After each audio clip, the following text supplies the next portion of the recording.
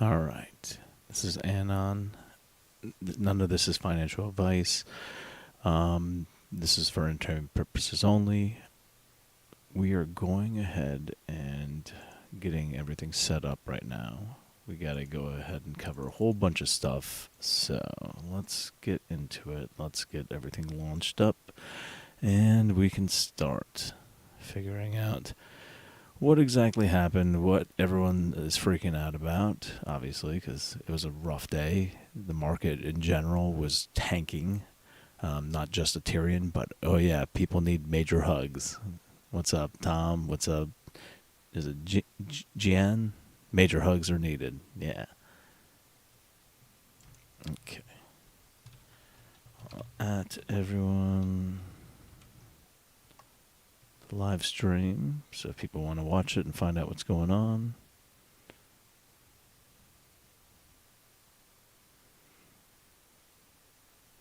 Okay, let's get some people in here talking. All right, so Wayne says, yo, what's up? What's this? What's up, Jason? Good evening. Good evening to you. What's up, Matt? Daddy, I thought you weren't going to stream today. No, of course I'm going to stream. Are you still long on Loop Ring coin? Yeah, it took a beating today, didn't it, J Beats? All right. Daddy was very scary today. What's up, Just Investor? Let's see. What's up, Nitro? Everything's good. I need whiskey now. Stressing very hard. In too heavy.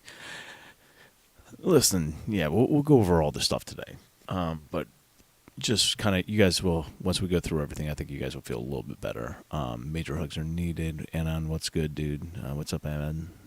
Dustin, hey, congrats, you got to get your cost average down. That's good. Anon, goated. Yeah, listen, I'm not going anywhere. Like, all these people are like, oh, this is a pump and dump. I'm like, listen, like, if this is a pump and dump, I would be gone. Like, that's how pump and dumps work. Like, you like run up something on a like fake account and then you dump out so the SEC doesn't figure out what's going on. Like, I'm long on the Aterian. Like, we've been here before. Like, take a look at the chart. We were just down here a second ago, and now we're only like a couple cents away from it. Like, we're just back down here. And if you actually been watching the indicators, you saw that the MACD had crossed over, and I don't have the MACD on this one, but we were going to take another step down, and that's what I called out. On the daily, let's go to the daily on this one. But on the daily right here, I saw right here that the MACD was crossing over and that the RSI was dipping, and I knew they were going to hit it. That's why I said we're going to enter this loading zone. Look at this. Holy crap. The loading zone that I just talked about, oh, wow, we're right in it. Like, I mean, people are freaking out, but it is what it is as far as, like, we knew that this was going to happen. Like, I told people that. And if you look on the stochastic, though, we're oversold and we're starting to pull up. So I think tomorrow will be probably the worst of it. We may enter into this region right here and then probably reverse and start coming back up because, you know, we're about to dip down oversold on the daily. So, I mean, people just have to understand where you are on all these indicators and things will make you feel better. Because it's some, like, so if you guys want, we'll go over book value. We'll also go over current asset values and make you guys kind of realize where we are and what the share price is going to be. I think it's like, I'll have to pull that up and we'll do it together, but it'll make you feel good. Andrew feels bullish. He's going to double down tomorrow morning at dip a shower. Very good.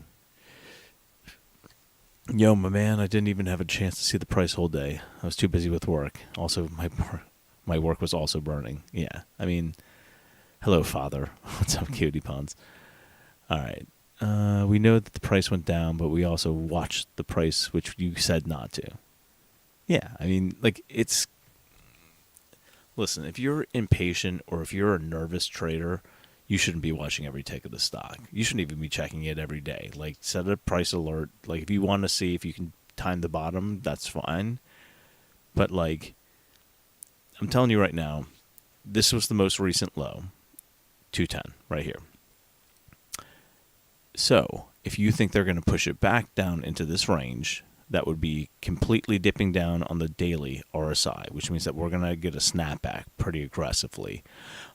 You also are still on reg show, and if you actually look at all the indicators on the stochastic, we're starting to cross over already, and we're already in the oversold on that. Like, we're minus right now on the stochastic. So what you're going to see is you're going to see it kind of belly out. They're going to try to tomorrow's going to be the remainder of the shake. They're going to just shake the crap out of this tree. And this is what this entire last couple of days has been. It's just been shaking that tree. And I told you, like, that's what they were going to go for. Like, this is market wide. Like, this isn't, like, look at every stock that you're big on. Like, people were talking about Redbox the other day, right? Redbox, look at it for today. That's not a healthy candle. Like, yeah, that's not good.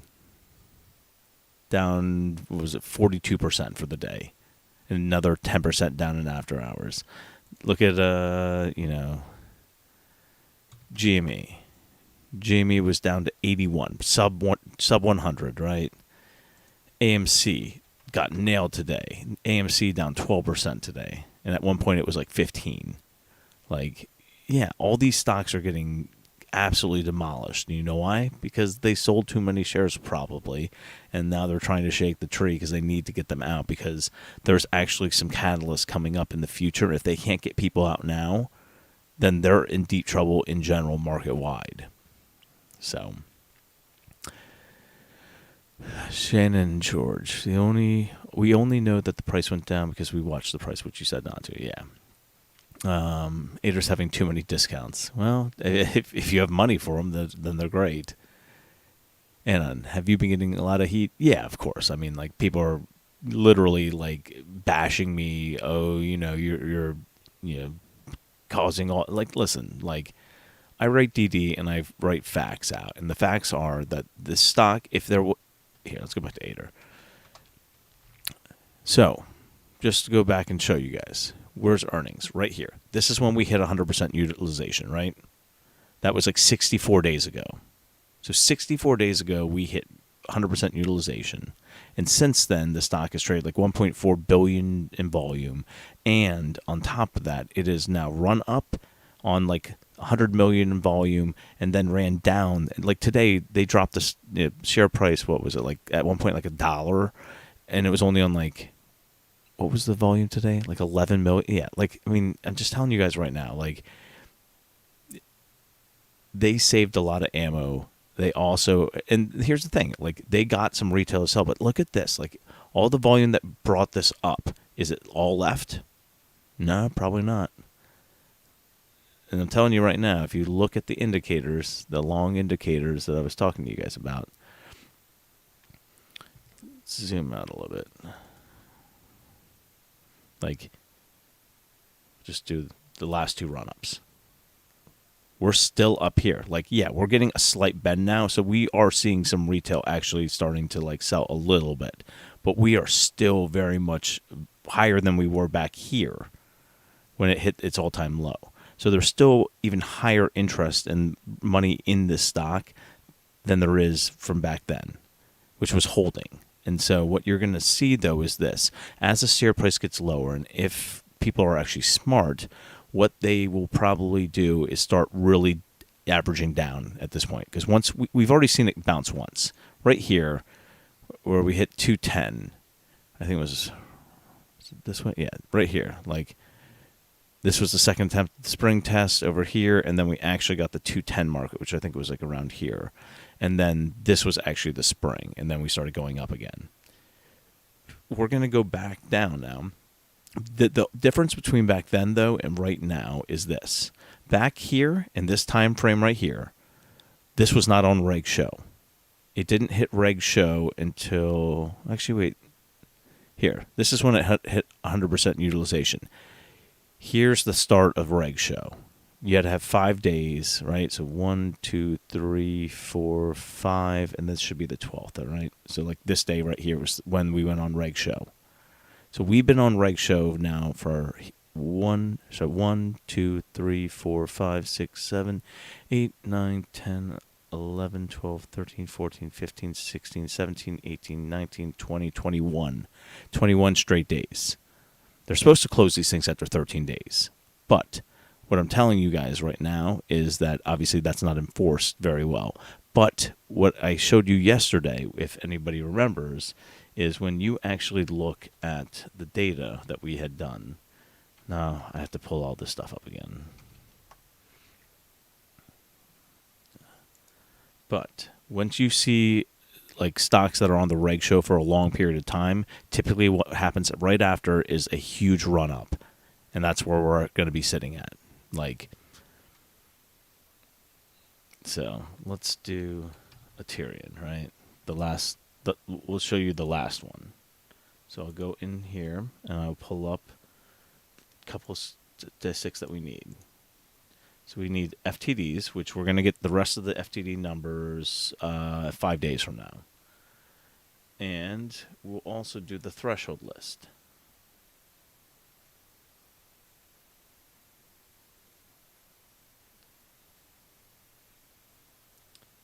And let's see.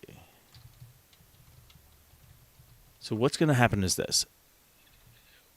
And there's a possibility that they shook enough out, because all they need really is just to kick the can. They don't really need all the things. They just need to reset the FTDs that they have. It's like across the board. So as long as they got some like retail to sell out, they might be able to like reset the FTDs. But then once people start buying down here in this range again, it will just kick back on after 5 days of not delivering those shares. So let's just go through. Yeah, so I'll show you this. So Aterian right now still is on the reg show threshold, right? So let's now pull up a screenshot for you guys. Like, what's even more annoying is they have all this data right now, like, and they just sit on it.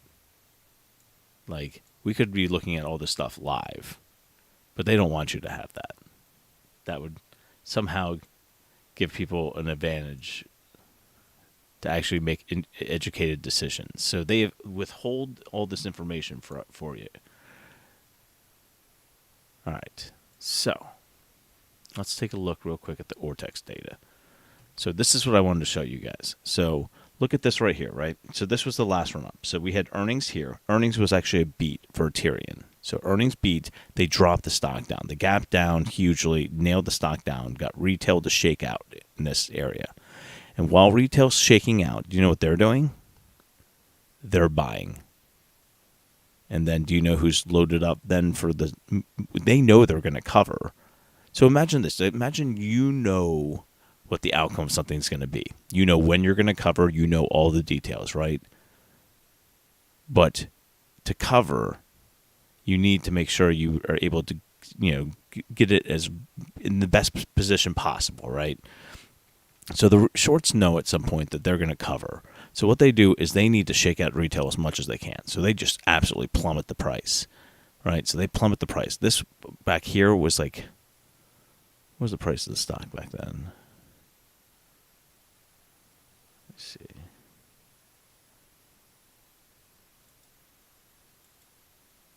I guess, okay, so the green must be, no.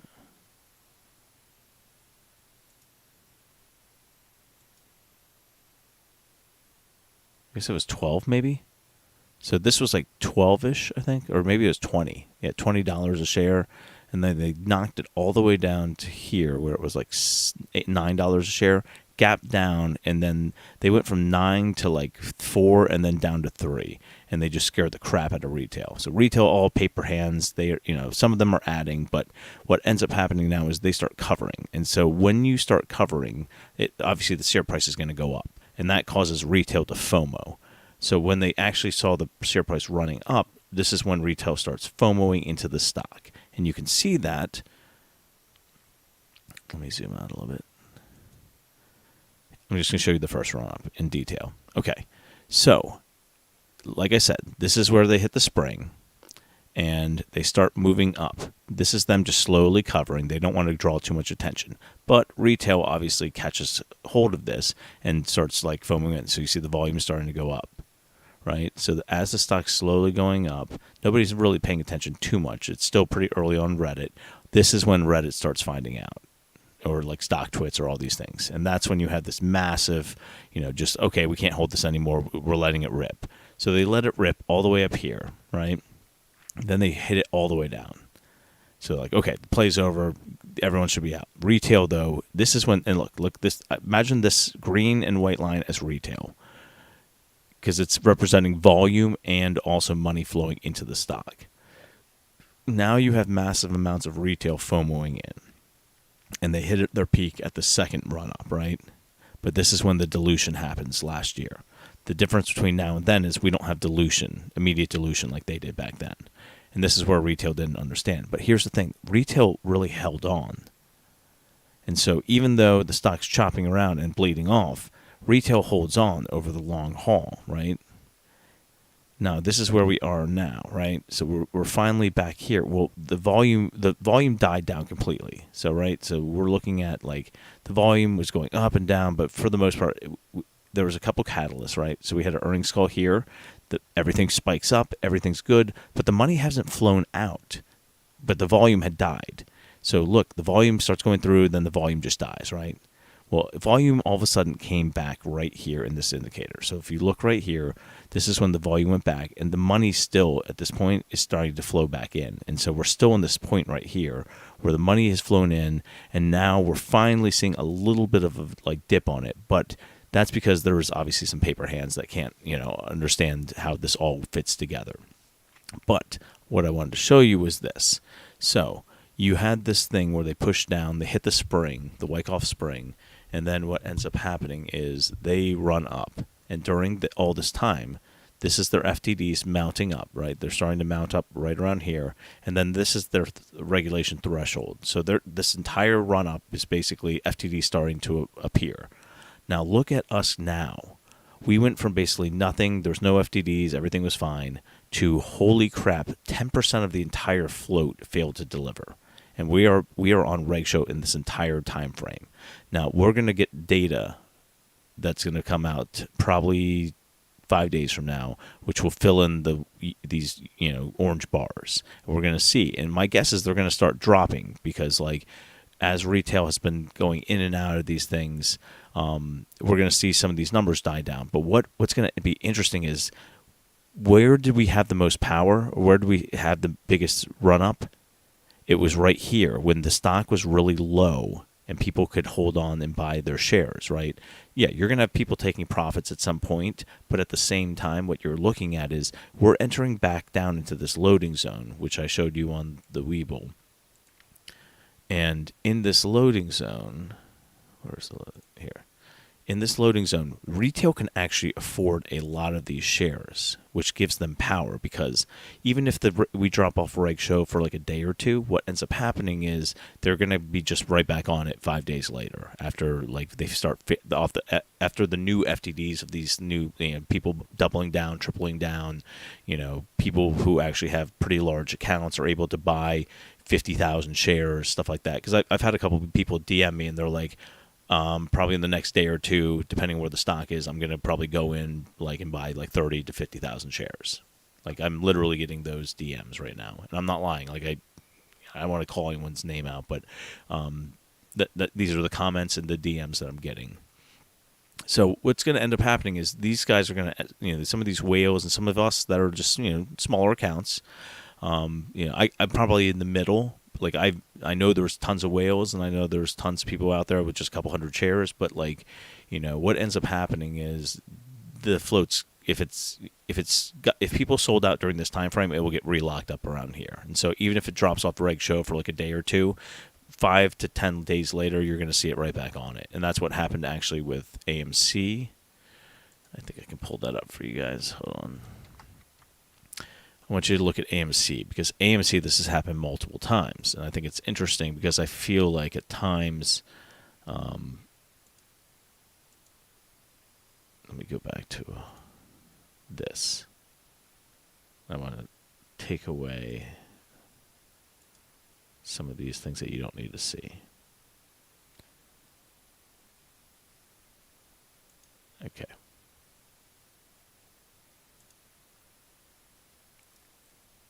All right, let me screenshot it real quick. Okay.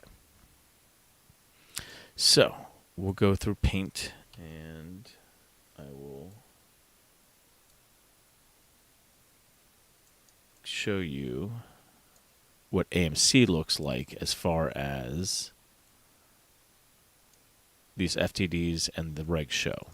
And this is, I think, very interesting because if you look here, these green bars is every time they went onto reg show threshold. There's a lot of them. Look at that. 1, 2, 3, for a long period, 4, 5, 6, 7, 8. So 8 times they've gone onto regulation regulations show threshold. And so the reg show basically is when you have at least 0.5% of the float or 10,000 shares of a float failing to deliver. You get placed on this. That means someone's being naughty with these shares. And so what you'll see is, look at AMC. Look how many times they've been on it. And it's because, retail will fluctuate. Those, look, and you'll see they were on it here. They had to sell off. They were probably able to reset it during this time frame. But then, look, they were just right back on it after like 5 days of failing to deliver. Then here, they were off it for a little bit, and then they got right back onto it. We're going to probably see something similar to this, in my opinion. So we may actually drop off the reg show for a couple days just because paper hands, sold off. But like, what will end up happening is there are going to be people that will buy those dips down in the 2s, and then we'll go right back onto it, just like this. So that's what I'm anticipating. The other thing that would be nice to see is actually the FTD data for the second half, which is basically the FTD data started from here to here, but then we don't get to see anything from here onto here. So I would imagine they probably ate some FTDs just so they could drop the price down and then scare off retail. All right, so let me get back into...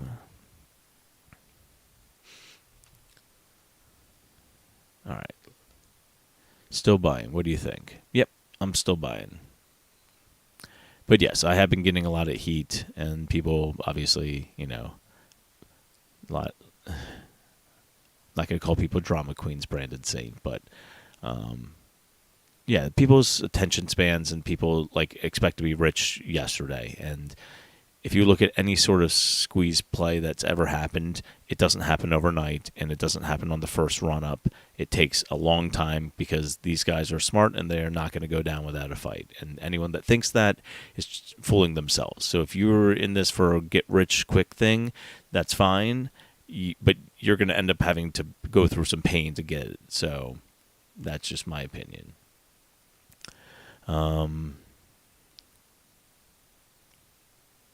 Let's see. Tom, what's up? The macro pain will continue. Do your thing. Yeah, I mean, you guys, you realize that the S&P 500 is tanking, right? Those are the most powerful, best stocks in the world, and look what they're doing. The same thing as us. Their chart actually looks similar to ours, and you know what? Holy crap! Look at that. The SPY and Aterian look almost the same. In fact, they look worse. And those are the best companies in the world, the ones that are supposed to be the safe stocks. So maybe you guys should chill out a little bit. Yeah, we had a big drop today, but that's the big tree shake they were going for. All right, let's see. So tips on rolling options. In general, you want to roll options on IV spikes. But obviously when you're just bleeding all day long, that's really hard to do. So we'd like to see some IV spikes. But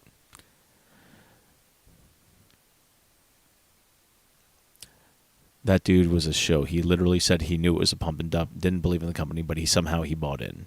Yeah, I must have missed a comment, but sure.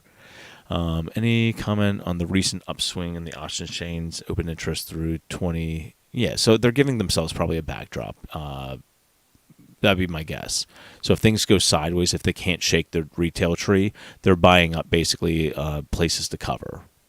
So they'll probably have some 10s, some 12s, some 15s, some 20s, and stuff like that. And also because those things are getting so cheap, the IV spike on them. So here's the thing. Like, they may not actually have a $20 price target in mind, but the IV spike on those, because it's so far away, so out of the money, is going to be very great. So they could actually be very profitable for some people if they're just playing IV spikes. Tom. What's up, Chris? I'm actually feeling good. My cost average was so high, I've been on a shopping spree averaging down. I wish I found out sooner to buy the dip. Gurk was gloating about Aterian going down and how right he is about the stock. Well, if it goes back up again, then I guess he's wrong, and then so are all these people that are saying it. So I wonder what they'll say then when the stock runs. I mean,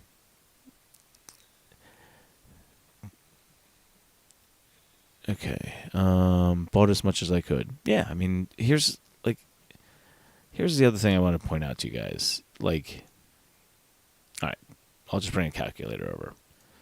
So let's just say we know how many shares we have, right? We've got 26,27,000, right? So that's how many shares right now are in the free float, right? So let's just say there's 50,000 retail investors all across the world, right? I mean, we're talking about the entire world. I think it's a pretty fair number. So if we take that number and divide it by 50,000 people, it would mean that each person would only have to own 525 shares, basically, of Aterian to lock up the entire free float. So right now our price is, what, $275 as of closing, right? So that's basically less than $1,500 per person would lock up the entire free float at this point. Like, if we didn't even pretend everyone didn't own shares, right? Pretend every single person in the world didn't own any shares, and they put in $1,500 at these stock, this stock price level. They would lock up the entire free float with less than $1,500 each person. There are people out there that literally have like hundreds of thousands, and there's a couple of people with like $1 million or more worth of Aterian stock. So you're telling me that less than $1,500 at these current prices would lock up the entire free float if we had 50,000 investors across the entire world? Like, we already know on StockTwits there's about 24,000 or something like that. On Aterian subreddit there's about 14,000. And you're not including just the random people that are finding these news articles and just buying a couple hundred shares. And I'm pointing out that the float is so small that if people just drop $1,500 each person at these current, and if the price goes down, then it's even cheaper. Let's do that again. You take 26, 27, right, and you divide that by, let's say now it's still 50,000 people, but this time, say the stock price drops down to, I don't know, 210. It's almost just $1,100 per person. Retail can afford that. That's my point, is down here, this is where retail really messes things up, because the more they buy and hold down at these levels, these guys keep ending up on the reg show threshold. It's going to look bad. And so over time, I showed you, every time that people are on the reg show threshold for a long period of time, at some point they have to basically squeeze the stock up because they need to get people out, or else people have a lot more, it brings SEC, sniffing around, and they don't want that. So eventually,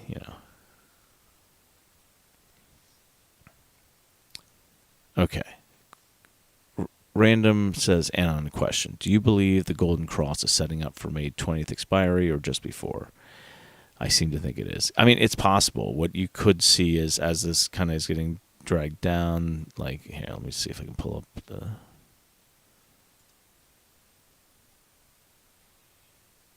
I can't go this way on this one though. That's the only unfortunate thing. But as this kind of the 200 gets dragged down, if there's a violent rip upwards, then yeah, it could be filling in for that time frame. I'm not calling that out in particular, but I'm just saying that, yeah, I mean, could it happen? Yeah, sure. Because of how violent the stock will rip, and when it does, it will probably be,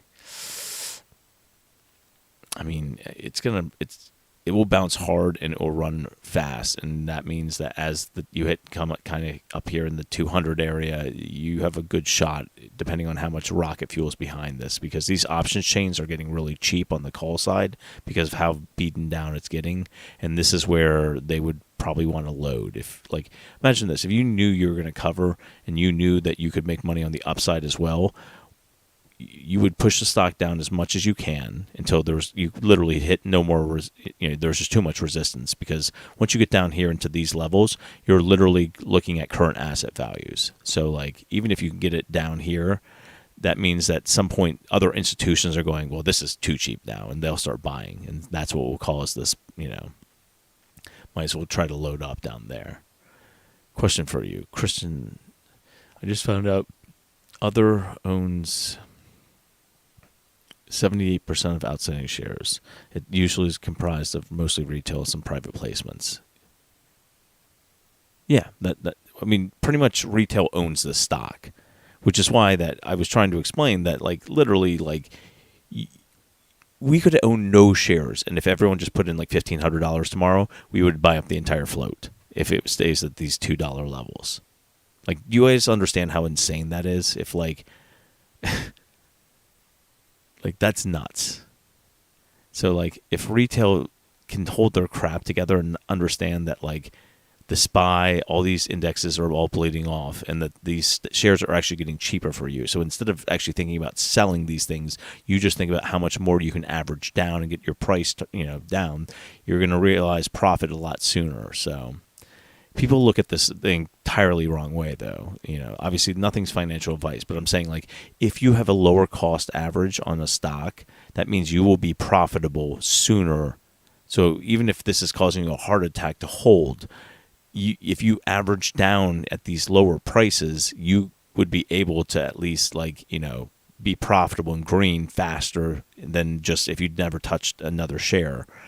If you have a $7 or $10 cost average, then you're going to be waiting for a while, sweating this entire time. But if you start averaging down here, once again, this is any stock. It doesn't mean Aterian or anything, but I'm just saying, if you have a lower cost average, once this thing runs the other way, you'll be green and feel better about things than, So, all right. So if there are 62 million shares outstanding, and we own... So Christian, not quite. So the way it works is you have to deduct insider ownership, because those are shares that nobody can touch. So let me see if I can pull up something. I need to update my sheets, but let me just see if I can get into one of my old sheets that I need to update. Okay. So let's just take a look real quick in here, and let me just show you. So this was the last breakdown that I had, and I think I need to update the numbers because I haven't done that since then. But right here, you have your shares outstanding. That means you have to take insider ownership out, and I have to double check to make sure if there was no updates to insider ownership. There might be 11 million shares now, and then we deduct it out. So this is the float that you're dealing with. Then you take out basically institutional ownership, two ownerships. That gives you 42 million, and then you take out the mutual funds holdings. Now we have to look at 13Fs to see what's been updated since this last, I last updated this sheet. The 13Fs, when they come out, I'll be able to do a much better job of keeping track. But we do a pretty good job tracking all this stuff. But what I'm showing you is, and I haven't updated any of the other stuff over here because obviously. But look at this. This is how you calculate a float out. You basically take your shares outstanding, you minus the insider ownership, that gives you this. Then you take out, your institutional ownership and your mutual funds, and that will give you the free float. Then after that, we had the private placement of 17 million, and then that's how we ended up with the 26 million. So I think I came up with 25 million. Ortex has it as 26, but we're pretty close. So, but yeah, retail owns probably around 35 million, roughly, shares, if not more. So, Lexinator scored 4,200 more shares at 307 average. That's awesome. Good for you. That's a great average. You'll be profitable way before everyone else, Lexinator. All right. ATER's following the market. Relax. Buy when you can. Yep. Okay. What share price reflects the current asset value? Okay. So that's a number we can go over today. I've got to pull up, I guess, the most recent filing. Hold on. So let's do that. So that's looking at basically the only things, like, you can do a couple different things with the current asset value, but that's basically like liquidation. We're talking about like liquidation pricing. But I think it is right here. So I'll pull up this for you guys. This right here is your total current assets. So you see, as of December of this last year, it was 124.8. This is now almost 139. It is 139 million, right? So what you do is you take that number. So we take 139,016,00, and then you divide it by 62. Here is it? 62348. So this is your number right here for current asset value for the stock. Now, you can also take a look at like certain aspects of that, which is those are just like your hard assets. So once we get down into that level, this is where 245 was the last one, if I remember correctly. That was the last number. So their new one would be around like 222 to 2. Actually, it would be rounded up. So it'd be like 223 to 225-ish would be like the current asset values, which is not actually how you value stocks, but that would be basically like liquidation prices. So we are basically like cents away from liquidation prices, and it's not because the company's actually liquidating, and that's why shorting down here is really, really dangerous, because if a company is not actually liquidating and you keep shorting it down below liquidation pricing, you are now playing with fire. And that's what they did back here, and they got caught, made it run up, and now they're doing everything in their power to shake the tree.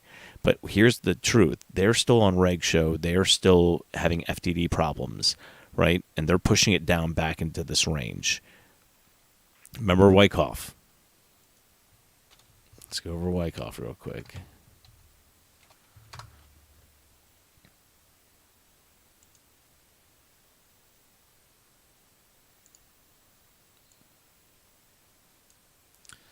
Let me pull up some pictures for you guys. Hold on. And anyone that doesn't know who Wyckoff is, I would recommend that you actually. He's got 3 laws, basically. If I remember, I have to use my brain for a second. I think it's the supply and demand, cause and effect, and something about like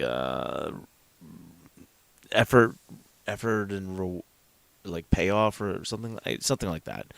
But basically, what you'll find out is this guy kind of figured out how markets work. He wasn't the first one, but he basically created a method, and it still holds pretty true to a lot of things. So let's just open real quick.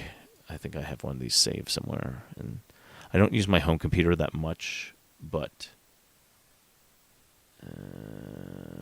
where did it go? Okay, let's see if I can open one of these.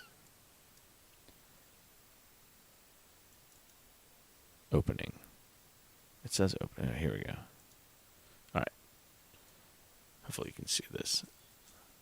So imagine you're looking at indicators like an RSI, right? So once you cross down over a certain threshold, say this is 30, because typically RSI under 30 is considered oversold on traditional charts. So imagine this is your 30, right? Well, where are we right now? Our RSI right now is sitting at 30, what is that number? 34. So we're almost oversold. So we're basically sitting right now. I'll try to put it up to the RSI. Where's the RSI? All right, so here it is, right? But I don't think you can see here. Yeah. Maybe I have to can I make that bigger? Yeah, so we're hitting basically the oversold mark. And my thing disappeared. Hold on. Okay. So what's going to end up happening is this is where they start accumulating. And if you look back at the last one, right? So look back here. When we cross down into this thing, this is where they accumulate for a couple days. Sometimes it's a long time, other times it's not. But what the concept is he literally actually says weak hands, meaning like paper hands. So this is where the smart money basically shakes out the dumb money, and then they get in where the dumb money was and then launch it. And then they do the opposite up at the top. So let me see if I can find that quote, because it was pretty funny.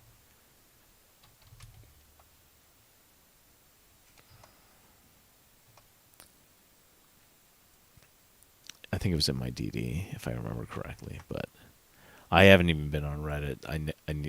I got a million people yelling at me and all this stuff, but it's fine.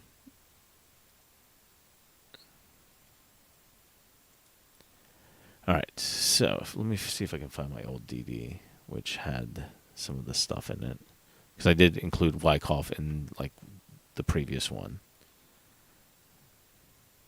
All right.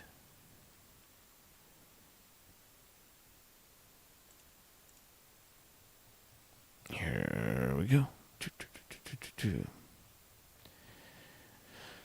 Apparently I write too much because this is way down here. All right.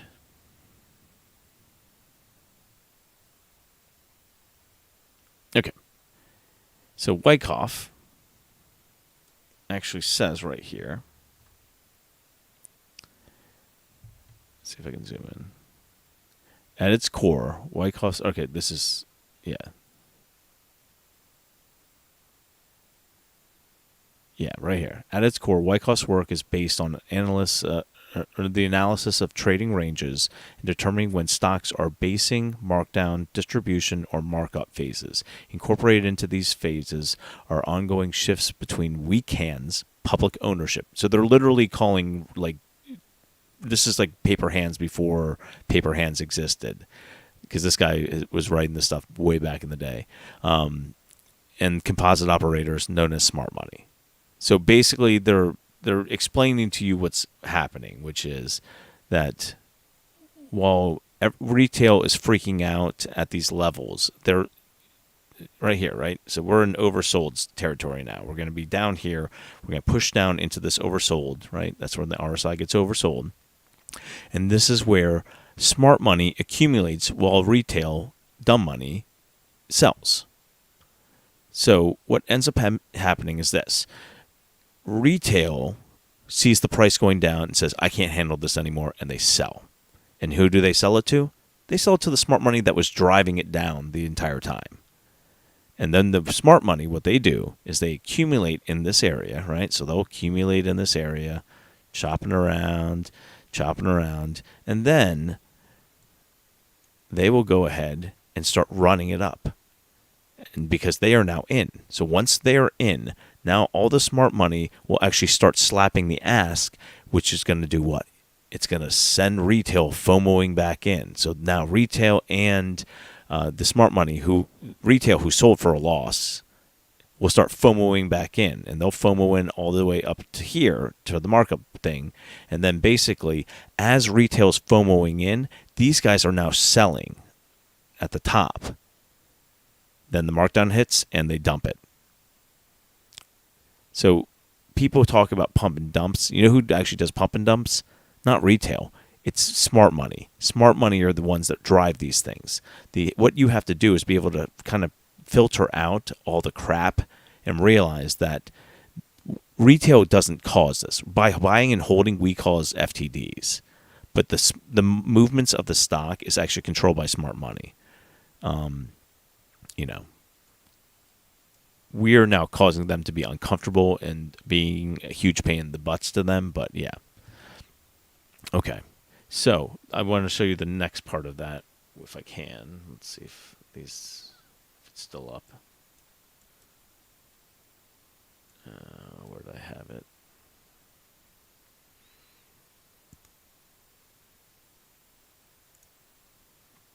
Okay. So there was that. Then I don't want one, I want two, I think.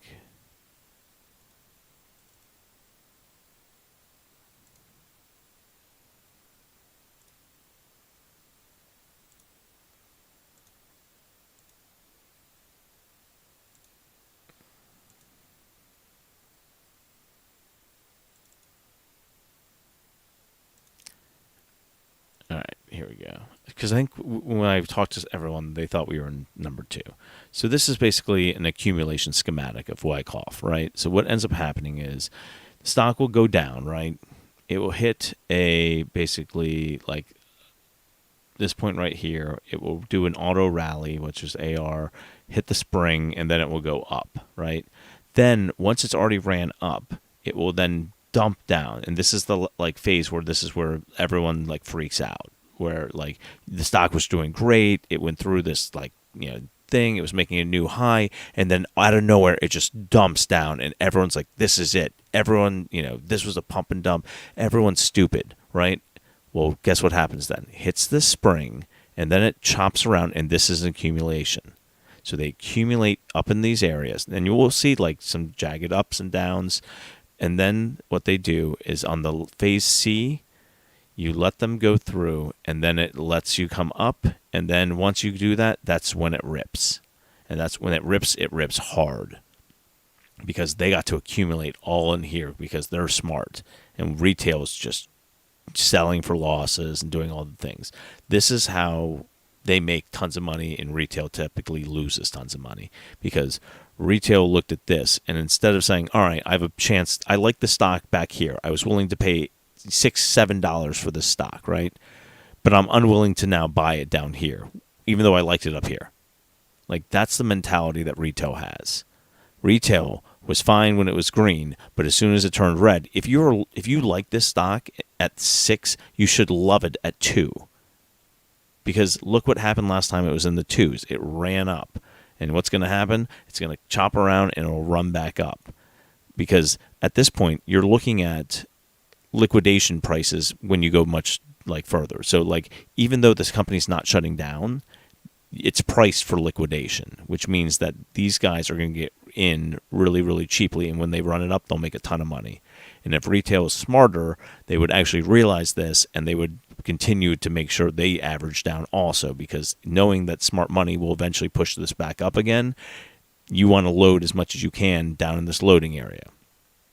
I mean, I didn't make this stuff up. This is like literally textbook how this stuff works.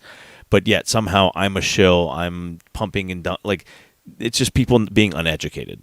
That's the honest truth. Like, it's people who don't know that much about the market sitting there criticizing people who listen, I don't have time to hold everyone's hand. Like, I read this stuff. I've read all the theories behind how smart money works, how dumb money works. I can't help anyone that doesn't want to be helped. And, like, I'm not doing anything but providing information. You guys make your own decisions of what you do with it. If you want to buy Aterian down in the 2s, great. If you want to sell in the 2s, great. It doesn't make any difference to me. Like, that's the honest truth. Like, this is going to happen whether you're in it or not, because the smart money wants to make money. And right now the shorts have a ton of money that's sitting there, and they have, listen, they've made a ton of money on the stock. And at some point, they can make a ton of money running it back up. And why not make money while we're actually, having to close some of these positions? Because right now, Aterian is not ready to go down. It's got $44 million in cash. The earnings wasn't that bad, and they're starting to go. And now retail's being annoying about the stock, so they're going to want to close this out at some point, or at least reduce their position. They don't want to be 13 million shares deep in this stock. So, like I said, most of the people on here that are listening are going to be way smarter than the ones who are just on Reddit that have never, figured out Wyckoff, never done any of this stuff. Down 500. It's not selling, just buying. Yeah. Oh, yeah. Shills all over the place. Jonathan Robert. Paul Weingart. Anon, can you check out the Fidelity chart that was posted in Discord? I PM'd you the message link. Okay. Let me check that.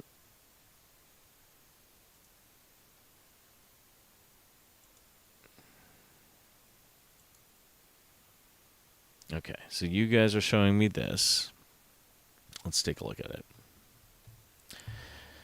So this is saying that insider ownership is 4.2. Well, first off, their shares outstanding doesn't look right. Their shares outstanding is 53 million when the shares outstanding. I mean, I can just show you based off the where's the updated balance sheet? Where was that? Let me find it real quick. Here we go. So off the bat, their shares outstanding is wrong because look right here. Authorized shares outstanding as of March is 62.3 million. They have 53 for shares outstanding. So off the bat, they don't have the correct information. But let's see how they do with the rest of it. Because I feel like we do a pretty good job keeping up with this stuff. So they said of that, insider ownership is 4.2. So let me just do, now you guys are making me do math on like live. So I don't have to, all right. So if we take 53,528, I'm just going off their numbers, times, what was the number? 4%, right? 4.2%. That's 4.2. Oh, sorry, I've got to do 0.042.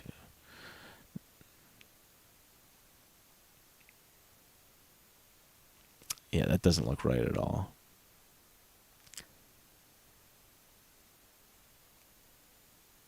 Yeah, that can't be right because they're only coming up with 2.2 million for insider ownership, and insider ownership is actually, we actually have it here. Here's insider ownership right there. And that comes out to about 11 million shares. So I don't know who Vickers Stock Research Corporation is, a subsidiary of Argus Research, but I don't know where they're coming up with their numbers. I can tell you right now, like, those numbers don't, oh, this one's at least better. Okay, oh, he was showing me this was 2000, so this could be right. That was actually the old float. That's why. Okay, shares outstanding. Gotcha. Okay, sorry about that, guys. I didn't read the message. Okay, so he's showing this is the new one. This would make more sense. Insider ownership still looks low though, because if you look at it, if we have, well, let me see what it looks like. Let's do the math on it. So, if we take, now I'm blocking my own.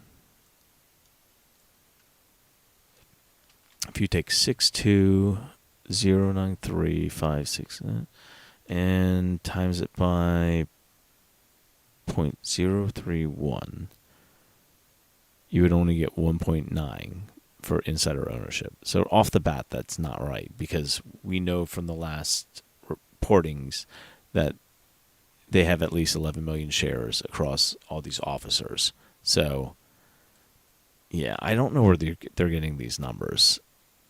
But what I can tell you is the insider ownership does look about right, because mutual funds had about 4.4, and I have that in my spreadsheet. If you look at the breakdown up here, I have mutual funds holding. Now, theirs might be better than mine right now because I haven't updated it in a hot second.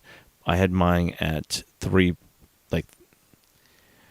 was it 3.4 million, which would have been, if we do the math on this, if we take the shares outstanding and times it by, they said, was it 4.4?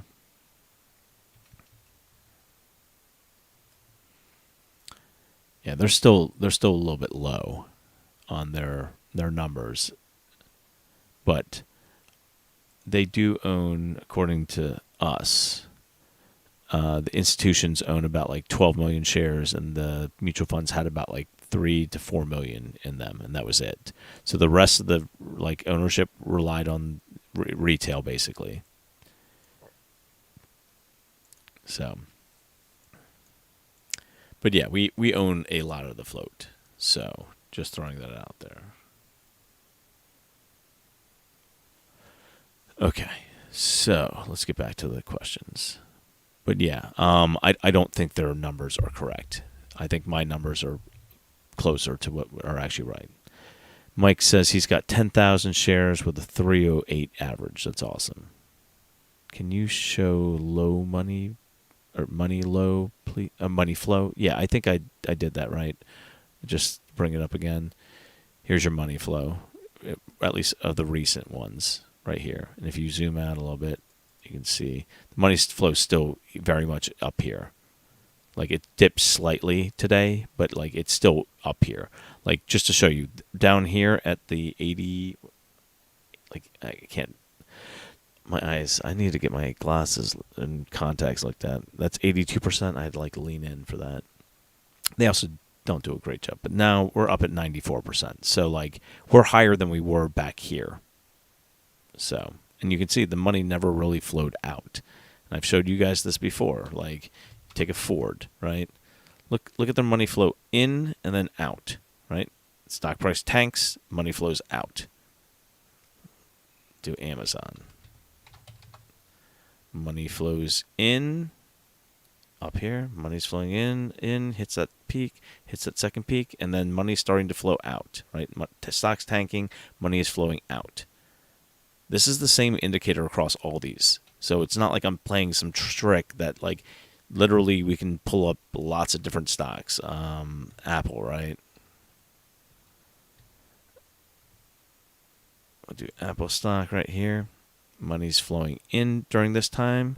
Money's starting to dip. Money's flowing back in. Here's the top. Money's starting to flow out. Like, I'm telling you guys, here's Aterian. Money flows in, and it only goes higher. And it's just starting to flow out now, but it's still very, very high. And money's not flowing out of the stock. That's how I know there's something really bad here.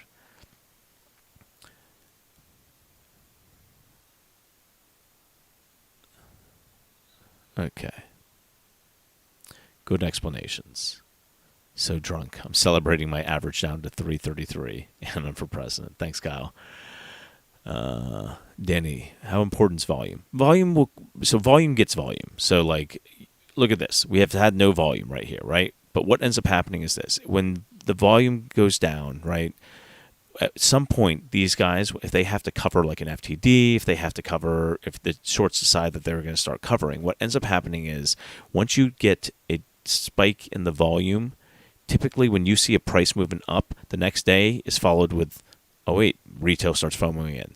If you get a price move up on low volume like this one, guess what happens the next day? You get a ton of volume. Like it's just when you see price movement up, retail will come running because retail is like a dog chasing a car. Like half the time they get run over, but like not that, I have a dog and I love my dog and I don't want to ever put that in your head of people getting run over, dogs getting run over. But what I'm saying is retail typically, because they chase things, they buy when it's up here on the RSI. Here's the RSI, right? They buy up here. Look at this. Look at retail.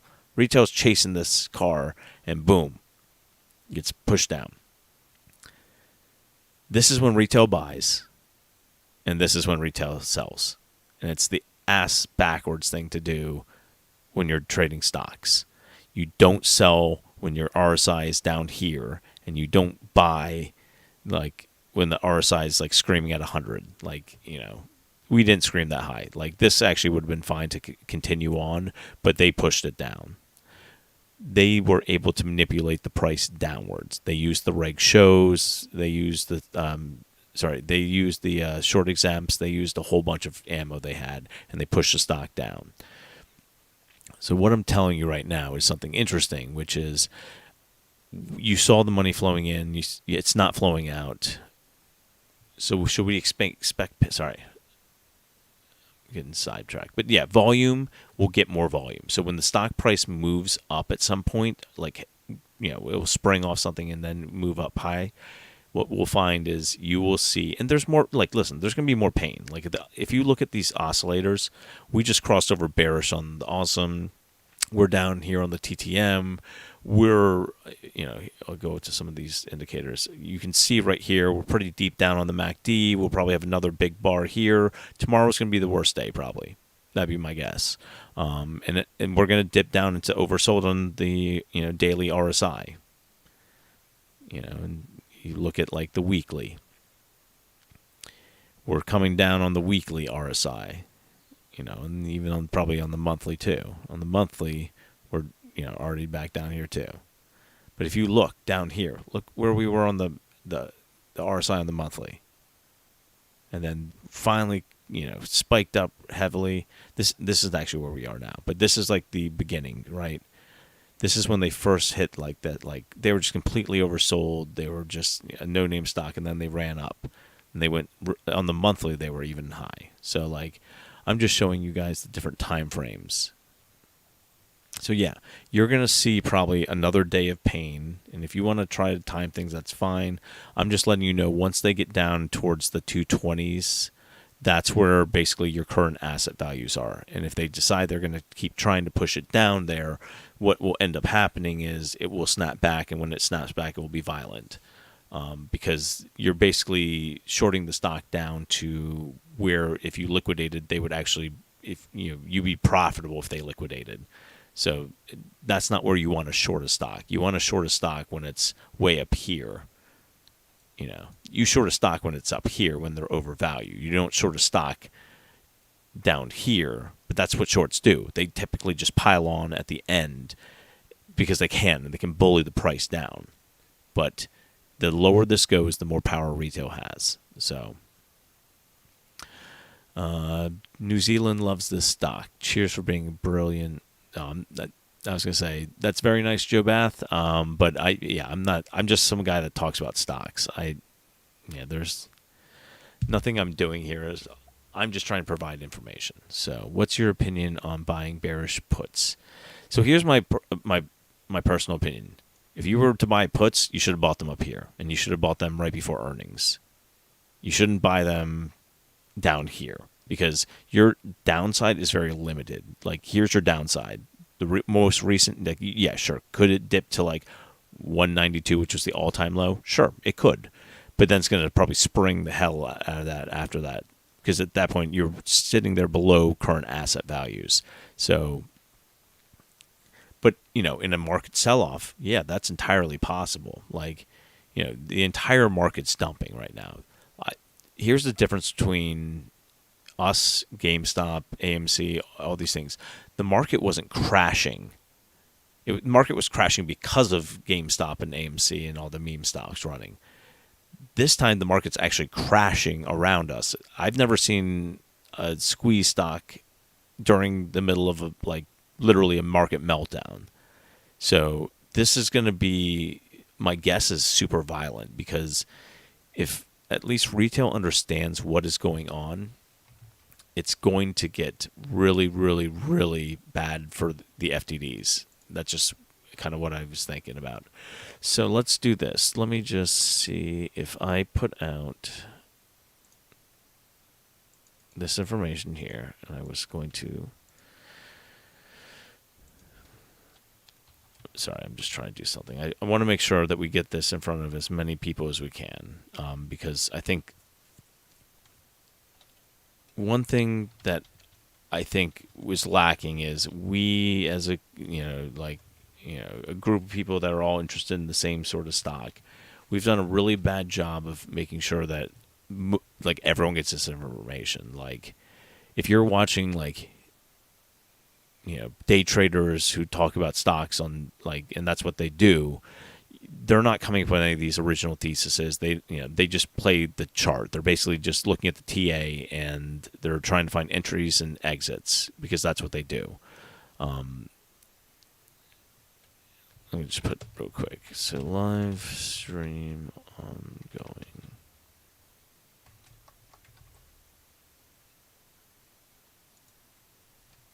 Okay. So let me go through this part right here. So so I don't think, honestly, buying bearish puts when you only have limited downside is probably the best idea. I think at this point, like, you might just look at keeping your money, trying to buy near the bottoms if you want to buy long. If you don't, then, but I'm not sure. Whoever banned me from the Discord without warning.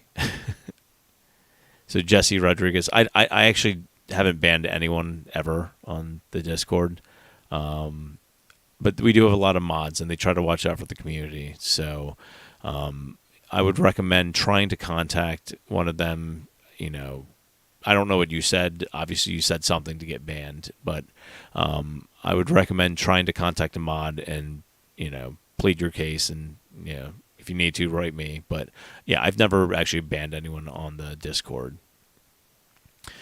All right, let's see. I'm going to hold. It's okay. All right, good job, Corey. Are there a lot of people in New Zealand playing this stock? Overminding. Scared. There's a goat says, "What's up, everybody? What's up, Izzy?" And unhold me. I bought more.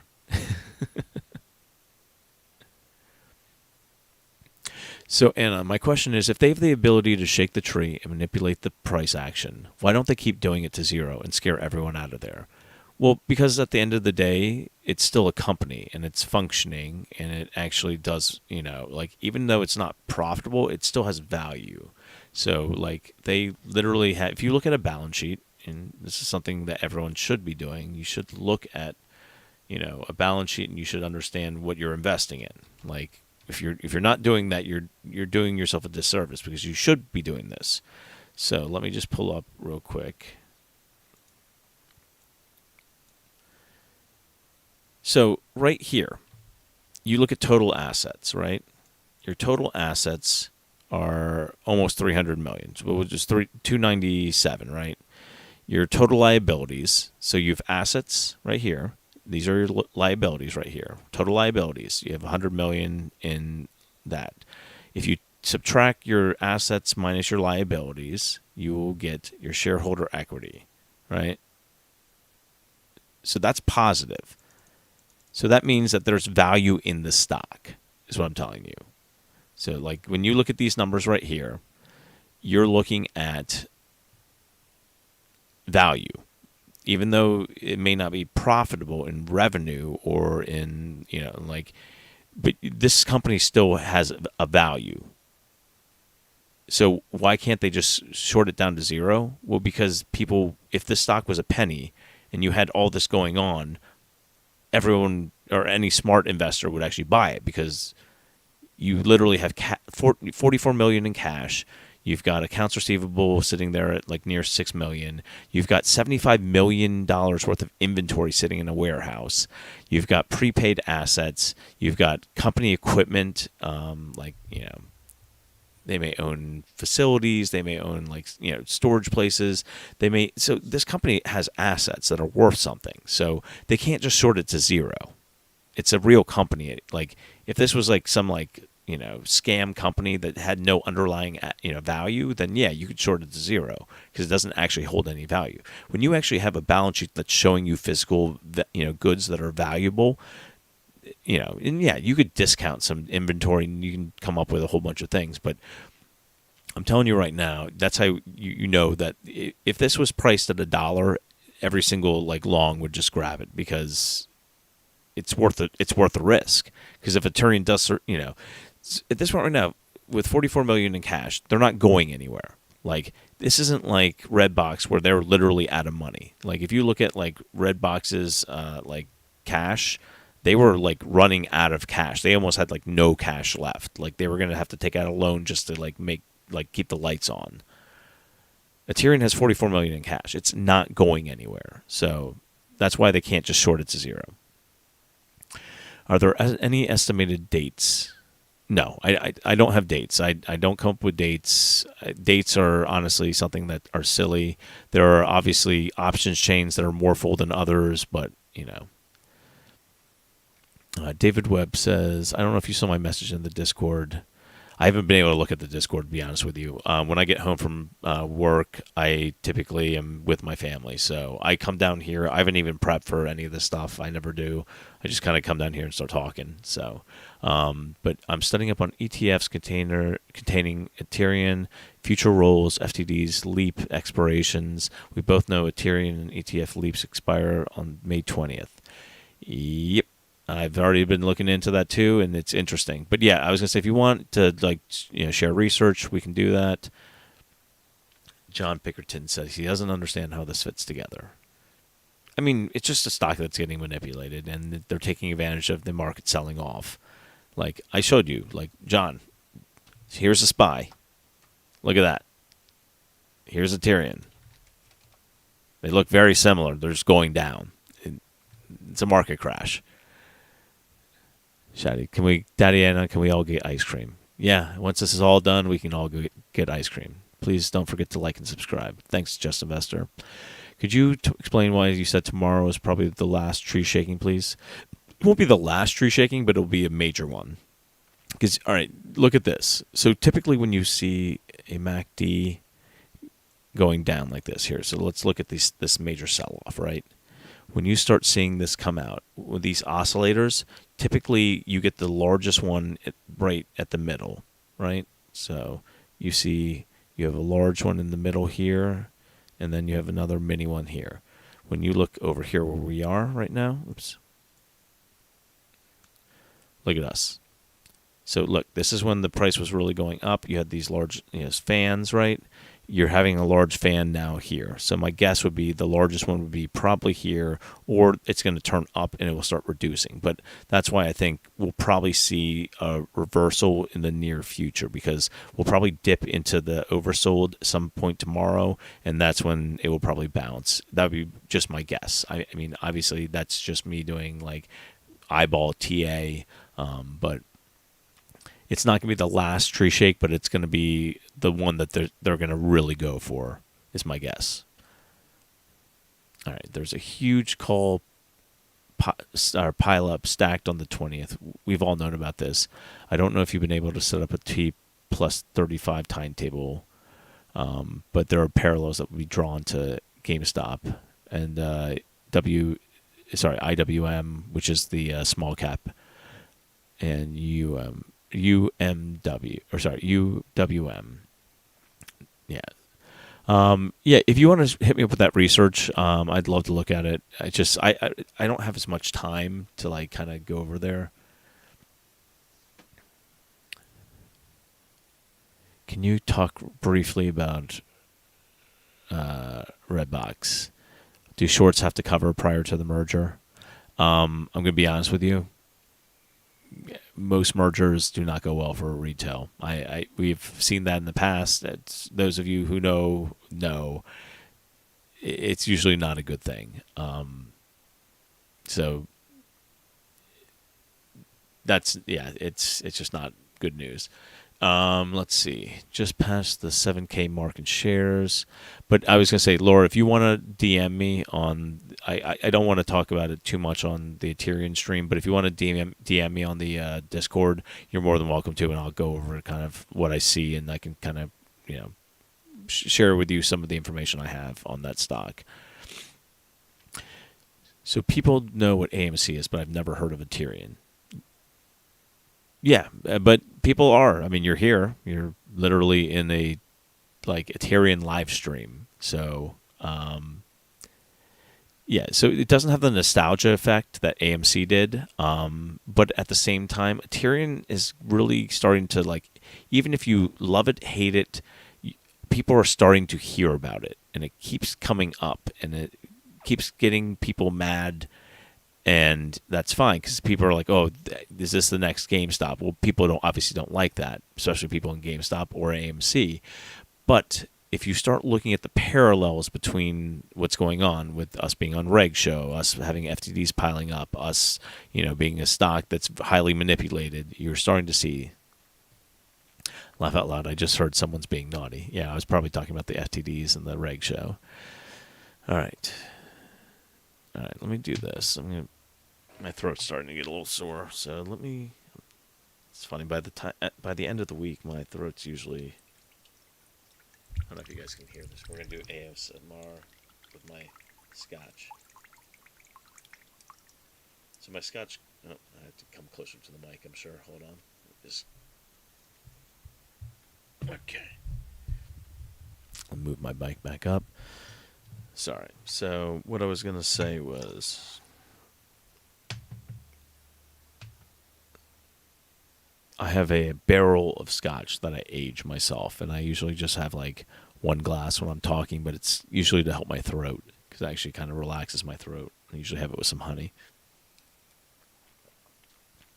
All right.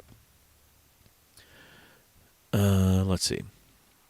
I knew what GME was in the UK, but not AMC. They're going to eat the FDDs. So once again, I've already showed you guys the charts on that where once they're on the reg shows for a long time, it usually just means it's a matter of time before they squeeze. So, all right. Yo, Anna, what's up? I bought 1,000 more shares. Good job, Z. All right. Is the company still a good long-term play after earnings?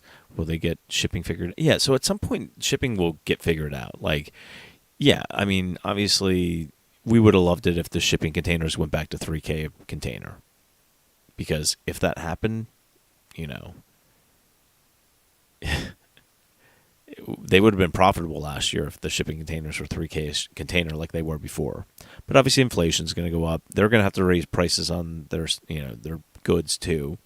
And, everyone's going to be, with inflation, everything's going to go up. So I think they'll be able to adjust their prices, and then kind of, containers will go down in price though, because they can't keep up these rates forever. So,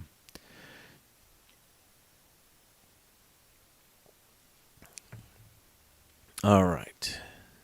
So how much lower do you think they can drop it? All right. I mean, I showed you my loading zone. Down here is where the previous low was, right? This is where the 52-week low was. And this is just like days ago. Like this is a couple like weeks ago. What was that? March. So March we hit our 52-week low. And now we're in May. So, I mean, we're talking about less than 2 months ago. We were just back down in this area. And when we were down here, we weren't down here that long before it launched up. So, like, this is a danger zone for them letting us load. And my guess is they will probably push us down here and they will try to load in this area, like somewhere in this area. Sure, tomorrow people could come in and send the stock right back up. But I'm telling you right now, from here down to here, this is a loading zone. And honestly, if it went even, I don't see how they could do that because that doesn't make sense to me fundamentally. But if they did try to push the stock slightly down underneath that, anything like in this area would be crazy. Like I told you guys, I'm going to be settling my house on the 18th. Hopefully, I got a letter or a text message saying that it should be on still. And if that happens, then I'll go in. I'll go in heavy. There's a couple credit cards I want to pay off, but like I'll go in heavy with everything else. So, but yeah. So how much lower can they go? Not too much lower. It's fine, John. I understand that you're having a rough time. It's hard watching thousands, or I don't know what your situation is, but like thousands or hundreds of thousands of dollars disappearing. It's rough. And honestly, like maybe it's because I was in the Marines and I did 2 tours in Iraq, and you know, to me, like when all this stuff's flying around, I tend to be, better suited for the stress, I think, sometimes than other people, because, I look back and I go, I can just look at the numbers and go, yeah, I mean, I understand what's going on here.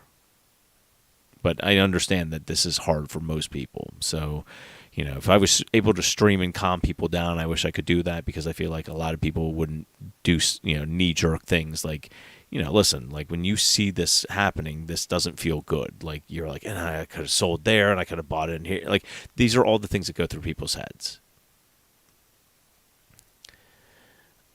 All right. SWC says I need to average out these 5,000 shares. Why roll options on Ivy spikes? Shouldn't it not matter? No, it absolutely matters, Ethan. You want to roll options on Ivy spikes because you want to sell them basically when they're up, and then you want to buy back in when they're lower. But if you sold them when they're like, if you have calls, right, and the stock's tanking like this, if you try to sell them, nobody wants them, because the share price is tanking, right? So if you have like $5 calls for next week and it's sitting here at 2, those are basically worthless. So that's why you would want to sell it on an Ivy spike and then buy back in, hopefully when it's lower, and roll the option to a later point. By the way, rolling options, people are like, I don't know how to do that. All rolling options means is you sell the option and you choose a date that's farther out. So just so if anyone is curious about that, that's all that means. So you're not actually doing some like weird thing with an option. You're literally just selling it and then buying in it with a different one. But we just call it rolling options. All right. Those are not safe at all, but they're made to be. The most over-leveraged companies and 10x books are risky in an inflation crash. Yeah. So, I mean, like this.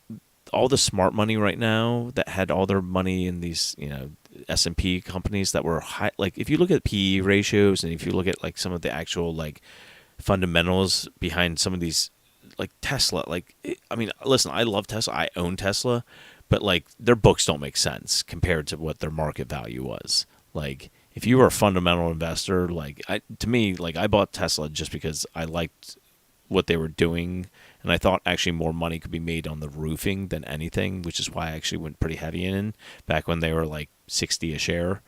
And that's what I do. I try to find companies that I think are going to be good long term, and then try to get them in at a good price.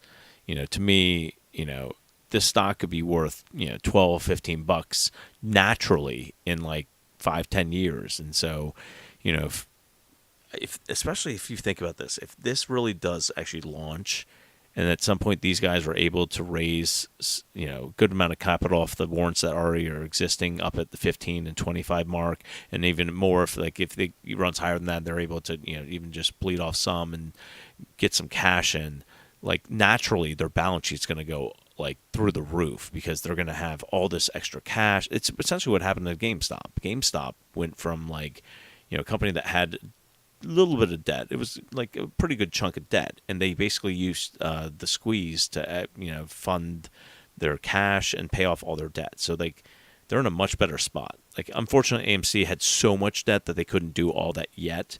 But yeah, that's something that could happen to Aterian as well, and then their natural book value would be much, much higher. What makes the grass grow? Sun and water and soil. Stock talk. Hey, John, I'm an AMC and I'm very knowledgeable about Aterian. Yep. There's a lot of people that are starting to come over because they're looking. This sinks below $2. I'm dumping my entire bank account of $200 in. Yeah, I mean, I'll be raiding my kids' piggy banks if that happens. In fact, I got some Coinstar money I need to go deposit. I can buy shares of Aterian with it right now. So, as sad as that is to say, it actually could get me more shares. So, all right. Let's see. January 2023 options have high volume over $30. They're probably playing those SWC for IV spikes. Or they're looking long term at the company and thinking it could run up that high. And they're giving themselves plenty of theta.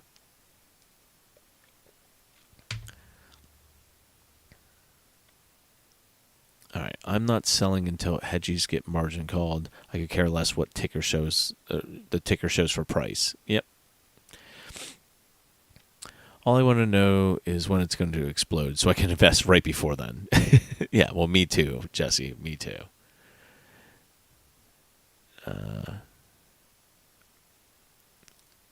What's the lowest it can go? I would think right now this would be a good test at the 210 level to see if it bounces off that. If not, they could go for the one. I think the all-time low right now is 142. Fundamentally, that wouldn't make any sense because of their balance sheet. But in a entire market sell-off and with everybody freaking out, it would almost be comical to me that so we've had a running joke inside the Discord about 142, which is the all-time low. If it went down there and bounced off that and then ran to like 25, that would come full circle for this entire thing. And I know most of you that are not in the Discord probably don't understand that, but like we've had a guy in there who's been saying that the stock's going to go to 142. For he's actually long Aterian. It's just he just keeps buying, but then he's miserable doing it. So he's almost like a masochist as far as that goes. His name's Tarifa, and it's been the running joke that the stock's going to go to 142. Now, once again, fundamentally that doesn't make any sense. But I mean, we've also never seen a squeeze stock getting nailed down right during a market crash. So we'll see how this ends up going, but I would think right now the more interesting thing would be 222, which is current asset values, 210, which is the 52-week low, and then if it was to really get nailed down even further, now this would happen probably very hard and very fast, because they're really trying to shake this tree. So like if they're going to do this, they're going to do it all at once. They're not going to hold back, and then it's going to rip probably the other way violently because they're not going to be able to keep it down there, hanging out there without retail locking up the entire float multiple times. All right. I can't remember how I found Aterian.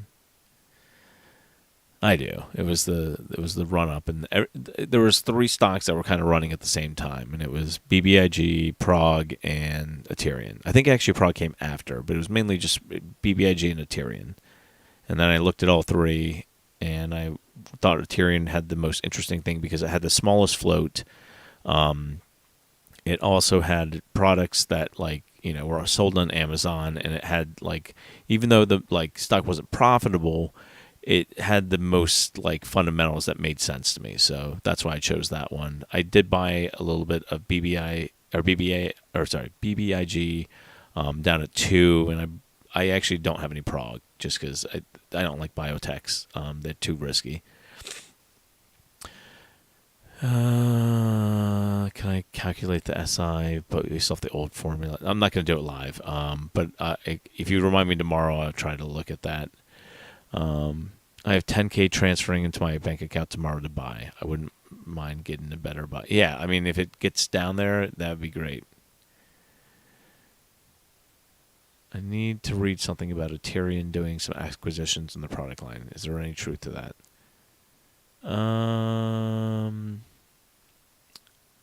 I didn't read anything about that recently. They did talk about that, but I think they really need to hold their cash for right now. That's what I'd be banking on, would be them holding their cash. All right. I wish you could react to YouTube live chat. Hey Random, hey Chris. Oh yeah, we need to get some GIFs up in here. YouTube's get on that.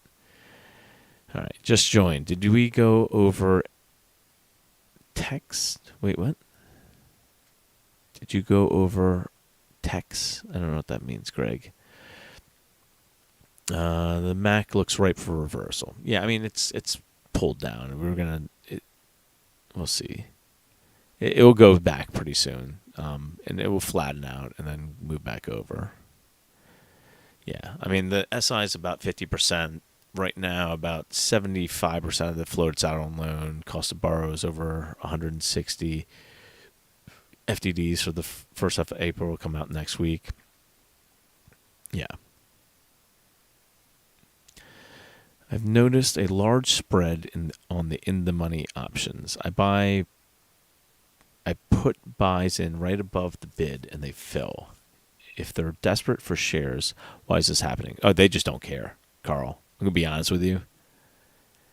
They at this point right now, this is the wild, wild west.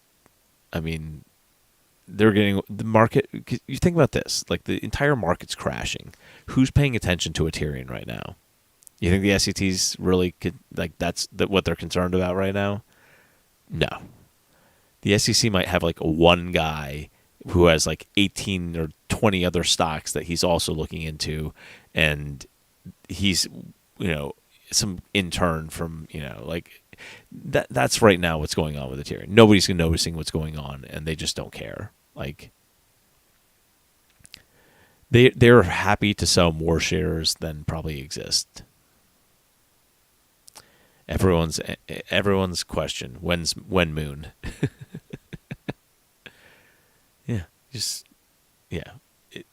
We don't get to choose that unless you guys have millions of dollars that you're willing to throw at Aterian and to push out these guys.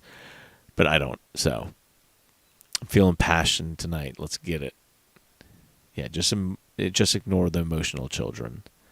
Thanks, Anon, for providing knowledge. Give this video a like. Tell your friends to jump in here. And yeah, thanks. Appreciate that, Stock Talk. Father called me smart. Good job, Jeffrey. All right, bro, lend me some money to average down. I'm tapped. I'll give you the standard 10%. Yeah, all my money's going in this too, so don't worry. I avoid Reddit like the plague. Yeah, well, if you read through the comments on Reddit, Becca, you'd be like, it's fine. It's a handful of people. Most people are pretty supportive, and they understand what's going on. I've gotten death threats before. It's none of this is new. Like, it is what it is, and that's like my catchphrase. Can't do anything about it. It's like my filler. All right, what do I expect for May 20th? I mean, at this point right now, May 20th is right here, right? I expect us to kind of go down a little bit more. You see on the stochastic, it's starting to curl up. We're already over, we're down here. We're pretty low out. So we're going to be coming up at some point. So we could see like a morning push down, push back up in the afternoon, and then maybe start flattening out on the MACD. And then, see if it oscillates the other way, or if this can get smaller for tomorrow and start going the other way. We might have one more day though where they really just kind of go ham on us, and we get pushed down into the recent 52 low. I just, I don't know. It all depends on the volume, and at this point right now, we're not getting a ton of volume yet. So we'll see where people end up. But once again, if retail comes and brings, money, they may push it off exchange, but those things will add up. And so what you'll see is FTDs start piling up down the line. So if they're already, for example, failing to deliver now, but they got some reprieve, you may see it look like that AMC chart that I showed you guys, where it's kind of more like Swiss cheesy, because, retail tends to be pretty fickle, and they don't quite, did I close it? I must have closed the AMC one. Oh, wait, here we go. Yeah, it was this one. Hold on. So this is the AMC threshold list. And just showing you guys, the green is the threshold. So see how many times the threshold got triggered? This is because retail was going in and out. And so we could see something more like this than, for example, one long continuous one like we've had before. But that's fine. Like it just shows you that retail is going in and out and they're able to get enough FTDs reset. But in the long run, the lower the price is, the more retail holds power. And that's from Mark Cuban. Mark Cuban literally said, I know you're not going to like hearing this, but the lower the stock price is, the more power you guys have.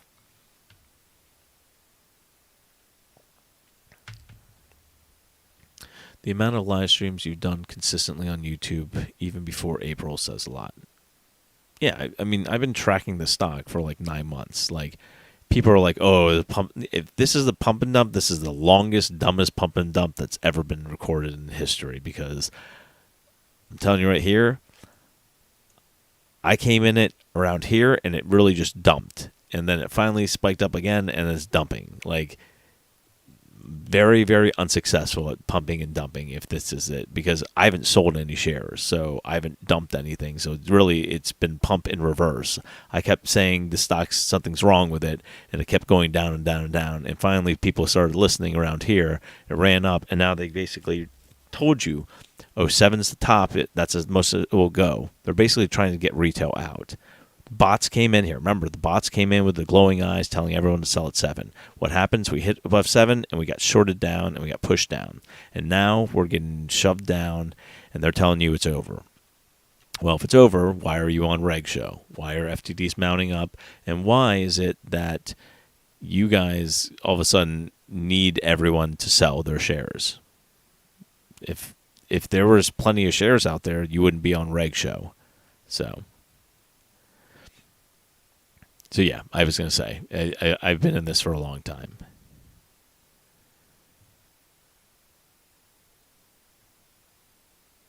Yeah, squeezes never happen on just one spike. There's always pullbacks before the higher highs. That's very true.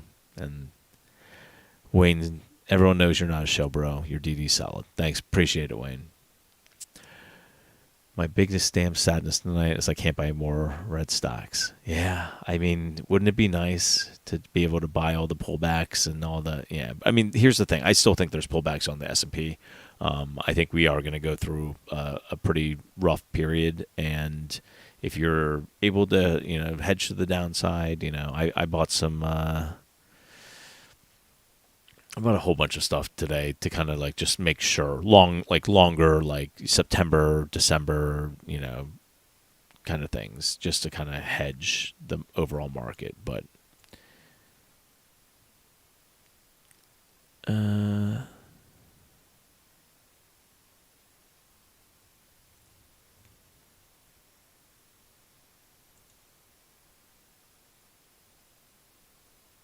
okay, sorry, I'm just reading through some of these notes. Okay, so let's see. Yeah, I mean, eat ramen until you're eating all the fancy stuff. Let's see. Yeah, you can't eat stock, so make sure. Yeah, I was gonna say, listen, don't use money that you don't have. And I'm just saying that in general. That's not financial advice. That's just life advice. Don't get over leveraged. It's tempting to. But if you start using margin, you can get margin called. If you start taking loans out and doing stuff like that, those are things, the money goes, then you're going to be stuck with a lot of debt and you won't have any, way of repaying it, or at least it'll be tougher to. What you want to do is use what you can. And if that means it's not a lot, that's fine. That's how you start. And that's how all of us start. Can you block people in the chat? I don't know, to be honest with you. Dennis DDDD. And I love your DD. The only thing I disagree with it is that the billion of synthetics out there will never be covered. The SEC is joined at the hips with the market makers that will never have to cover. So here's my thing. Every time that something's been on the reg show, though, for a long, long period of time, Dennis, typically you see them move the price up because they need to get some of those shaken out. Because the only way you can kind of shake out people is if you push the price up high enough where they can actually sell. People are like, well, I guess I could sell here. I'll make a ton of money. And, for us, that's, a lot of money. Like for some of us, we could see hundreds of thousands of dollars and we'd go, holy crap, that's awesome. For some people, it would be like millions of dollars and they'd be like, really happy. And we would sell at some point, like, and that's the only way they can get us to sell is if it goes high enough. With GameStop, that was really interesting because like it could have kept going. Like if they didn't take away that buy button and they made these brokers actually like buy the shares after T+3, it was going to get really, really interesting. And they didn't have that kind of money. So, Anon, I really appreciate you. Thanks, VN Express. Appreciate you guys all being here and hanging out with me. I wasn't poor until I learned options. Yeah, options is a steep learning curve. So you want to be careful as much as you can. I've been doing them for years and I still make mistakes sometimes. So try to be as, careful and diligent with those as you can. 3 buttons on the left of a comment or right of a comment. And then you guys are messing each other up. All right. Shameful. Loaded up 20K today. Got 7,000 shares on an average of 330 or 313. If it dips more, then I've got another 20K to average down even more. Shameful. You're gonna be loaded up with Aterian. DZ had also said that there's an interesting thing that he was thinking about on his drive to Oklahoma, and he was just thinking about being able to prove what's wrong with the markets with Aterian because, it's a low float. Obviously, it wouldn't take much to kind of like, lock up the entire float. And it could prove kind of once and for all that this is what's wrong with the market. They literally will sell more shares than actually exist. And then they'll just push down the price regardless of like whether or not they're shares or not. Because there's all these loopholes. And I understand what people are saying, but like, remember, you can actually see,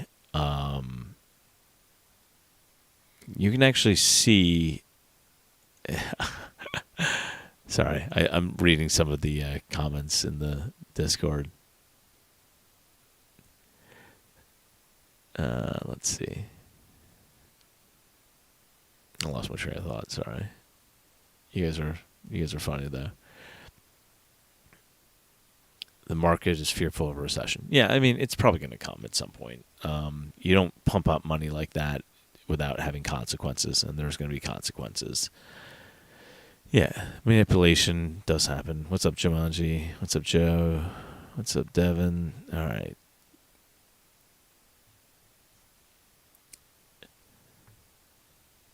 Yeah, Dennis DDD. I just addressed that. You must have missed it, but I basically went over and I said current asset values bring it to 222 or 223, and that's the number I'm really going off of. Like a book value is different than obviously liquidation value, but and you could discount the the inventory if you wanted to, because obviously nobody pays full price for inventory, because it's going to go through periods of markdowns, and you also have appreciation and stuff like that. But yeah, that's why I don't typically go off of no good. You're actually reading that wrong. Then 150 million does not include total goodwill. Accounts for 150 million total. Okay, total assets, not current assets. So what I was saying is current assets is what I go off of, because that's to me liquidation pricing. All right, so don't know how the price keeps going lower and lower when retail obviously has a significant amount of shares now. Do our shares count for nothing? Josh, so right now they're on reg show, which means that they have a lot of shares that they can't deliver, or they're not choosing not to deliver. So they're, and if you notice, when retail buys their shares, they don't ever hit the market. So if retail was actually showing up buying, it will never actually show up on, the lit exchange, because that's not how our stock system works right now. So what you're going to end up seeing is FTD starting to pile up. And once they pile up, and I think I do have, let me see if I have the image up still. Here, this is Aterian. See how these FTDs start piling up? You get on Reg Show, the FTDs are piling up, and they still had like residual ones back here. Now look at us now, though. Look at our FTDs. Like, here, let me use a different color. Maybe purple. Here. Shit, sorry. Here, look at that. And then we don't even have this information yet. We'll get that next week. But we had basically 10% of the entire float fail to deliver. Like, that's crazy. Like, that's not normal. So, all right. Stock talk. Just to remind you, FTDs are not they're cumulative. They are not added together. So, just want to make sure you know that. Goodwill is an intangible asset. There was a ton of bullish sweeps today. Yes, and it's because they're getting cheap. So, what's the link to the Discord? Yep, the Nifty nicely did that, so that's good. Negative publicity is still publicity. Yep, people know who they are. Scotch time, generous pour, 1 glass. How big? It's decent sized. It's actually a coffee mug. I started buying TQQQ shares 1 a week. Yeah, so I'm going to wait on that, to be honest with you, Reza. I want to see the market kind of... So there are gaps down at like where the election was.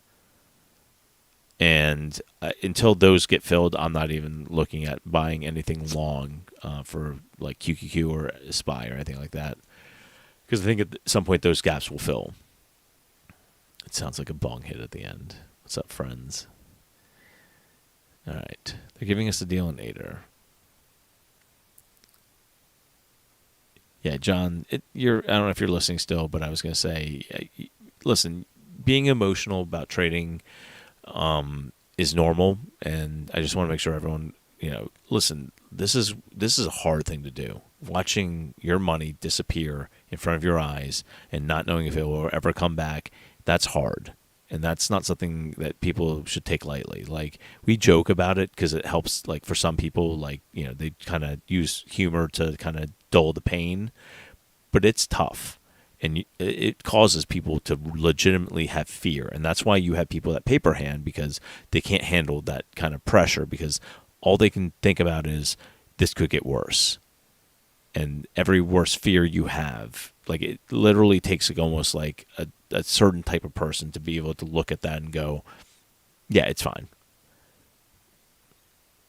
So it is completely normal to be emotional about your money. But what I can tell you is, I showed you Wyckoff. I showed you how these things typically go out, where dumb money, us, retail, sells, and then smart money comes in, and then they make all the profit. And it almost is like that joke where, the pump it, like, as soon as you sell, that's when it launches. Because what they do is they make sure that things look like it's absolutely hopeless. It's the worst thing in the world. Like, and typically the RSI is sitting at like 20 on the daily, and it, like, you think it can't get any worse. The stock's going to go all the way to 0. And then as soon as you sell it, it just launches. And you're like, well, how did that happen? And it feels like it's targeted at you, but it's how all of it works for retail, because they are literally waiting for you to sell your shares so they can enter in at the lowest possible price before they start slapping the ass and moving.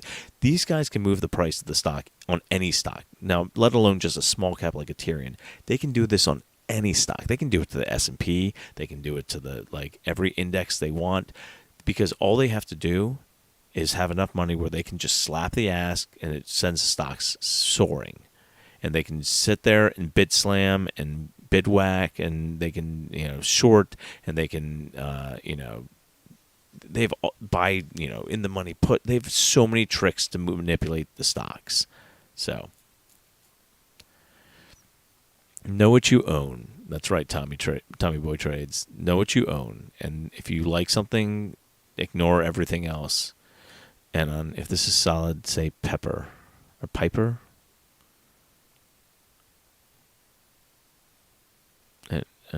Is there in reference to something else? I don't know.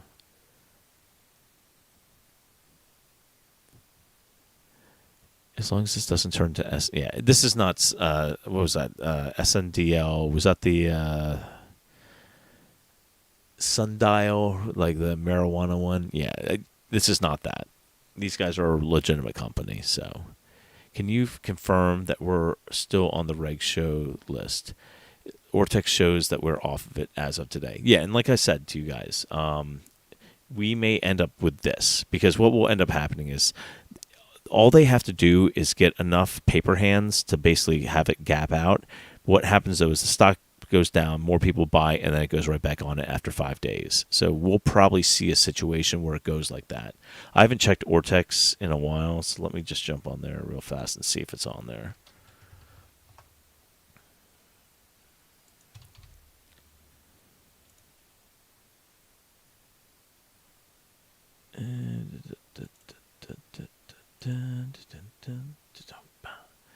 Yeah, so it looks like they don't have the reg show on there. So that's probably what's going to end up happening is we had enough paper hands that we're able to let them to reset some of their stuff, and then what will happen is when we start buying back in 5 days later, we'll go back on there. So that's all that it is.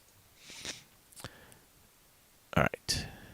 How would a recession play into the meme stocks? I mean, they're basically using the stock prices right now to push down all the meme stocks. I don't know if it's to cover. I don't know if it's because they just need to shake the tree and get as many people out as they can. But, like, here's the thing. Like, if you don't like where the share price is, you could always DRS your shares and take that ammo away from them. So, later, John. Yeah, we don't need this turning into a Mullen or Nile. Yikes. Those two have other issues that are not related. Yeah. They had warrants and they had a huge floats. And, yeah, it just... I bought more ATER. My first GME today. Tarifa. Yeah. I was wondering what this is all about. I thought they were just being yogi. Glad to know now. The whole pump and dump is why. Did short hedge funds just kill the potential for the gamma squeeze on the 20th by dropping the price so low that they eliminated the gamma ramp? Yeah, unless people actually started stacking up like the $1 and stuff that they probably can't get to. It wouldn't completely kill it. All that's doing is it basically they made it harder to get to. So, but if, like, for example, if we had 14,000 people buy $1 call for the 20th, and if they could afford for that to go in the money, then it would probably go ahead and push that up a little bit, and it might be enough to push it back onto the ramp. But this is not financial advice, and this is not like coordination. I was just like, hypothetically, if enough people actually were interested in buying those really deep in the money options, it would probably make the market maker hedge enough where it would be pushed back onto the gamma ramp. So, shouldn't any company on Reg Show be on the SEC's radar? Yeah, you're assuming the SEC does something.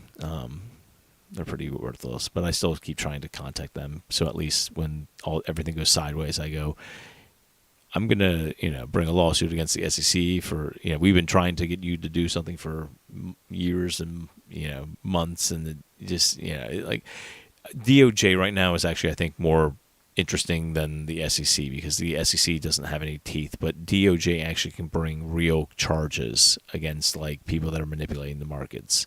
So, I'm interested in talking more with the DOJ than the SEC, but I have talked to at least one person at the SEC so far.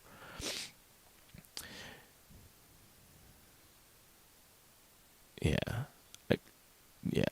Alexander, thanks, appreciate it. You, and listen, like, nobody's required to do the Patreon. I appreciate you guys just hanging out with me.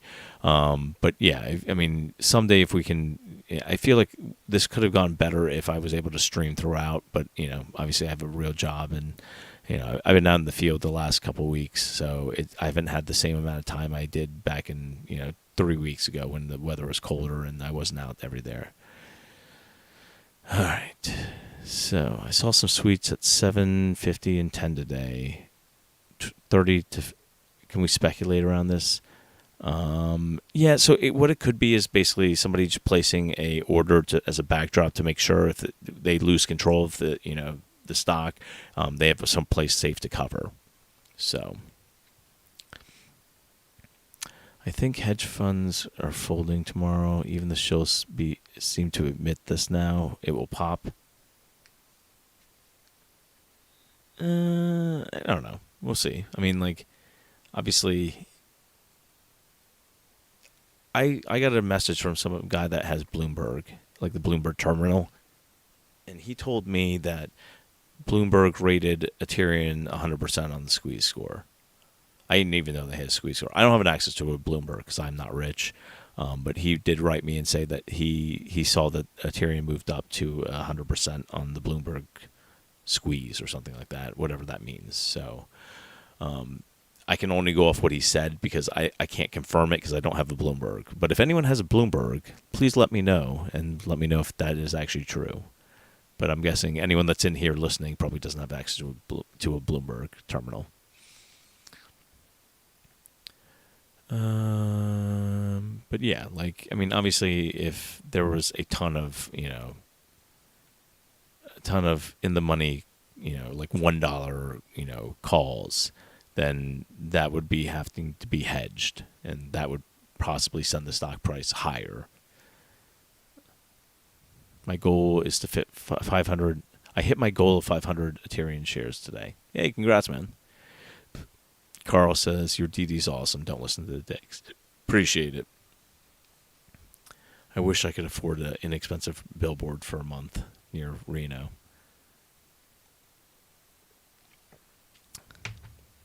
Yeah, me too.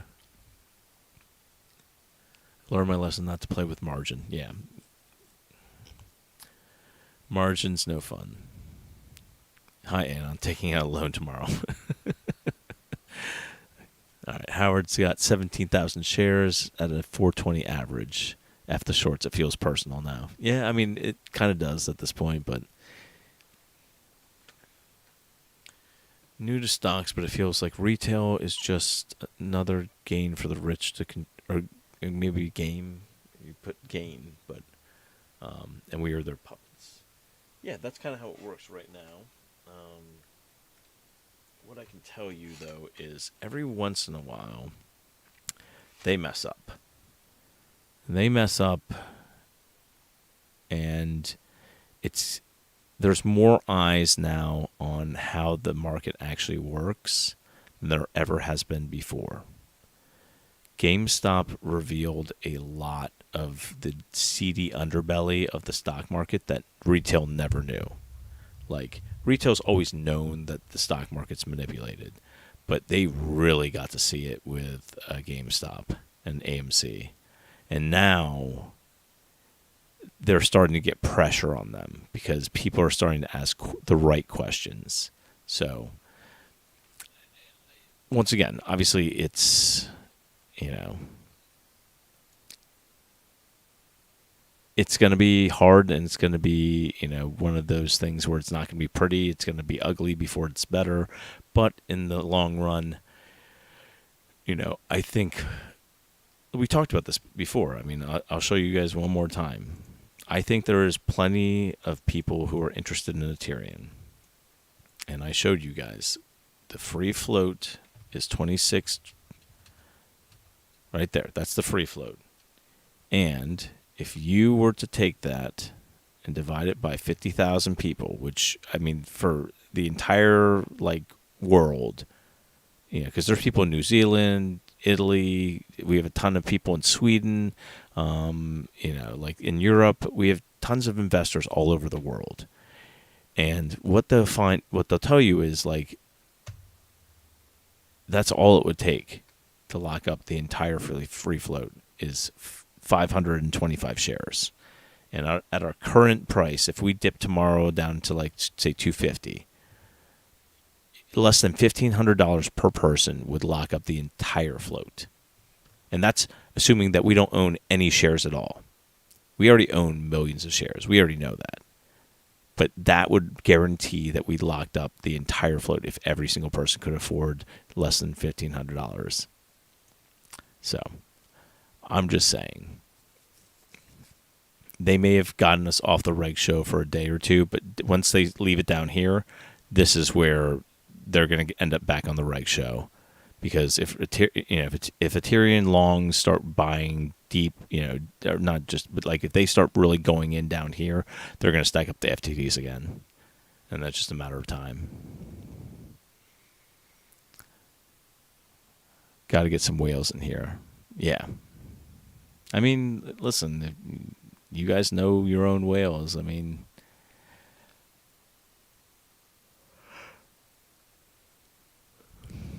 after GameStop, I'm sure provisions have changed for, yeah. I mean, they're better at it now, but at the same time, it's the same concept. Like, at some point, if you sell more shares than exist, it's going to come back and bite you at some point. Unless you can shake the people that hold them out. Hey, Anon, what's your take on Redbox? Yeah, I mean, obviously they had news, so that affected it. And they knew they had news, which is why people pumped. I'm telling you right now, people are... I told people to be careful of that one, because at any point, I could dump, and that's what it did. So, but yeah, it was very interesting. What's up? Yes.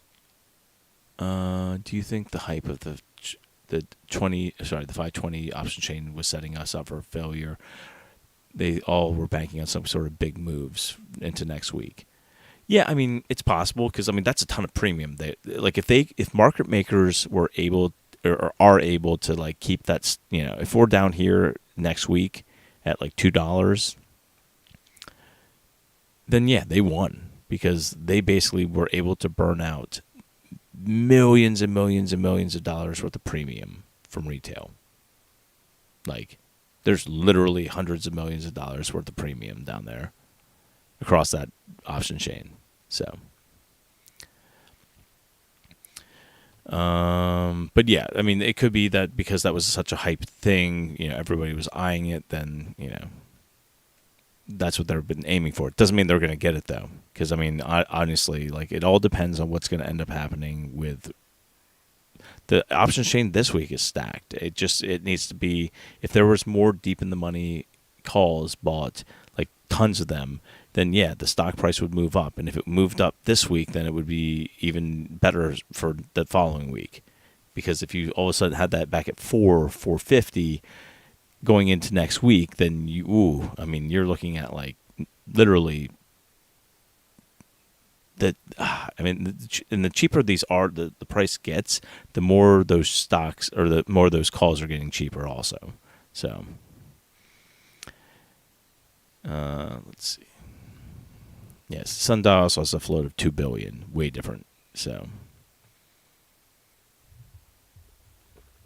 yeah, we have 62 million for shares outstanding, so much lower. ATER hidden 20. That's what some people think. Yeah. We still need. We'll see, or it is what it is. Perks of my college, free Bloomberg terminal. Hey, Devin, go check it out for us. Go find out what Bloomberg says, if that guy's legit or not, because he told me that apparently there's some sort of squeeze indicator on Bloomberg, and Aterian hit 100% today. How much do you have in this Anon?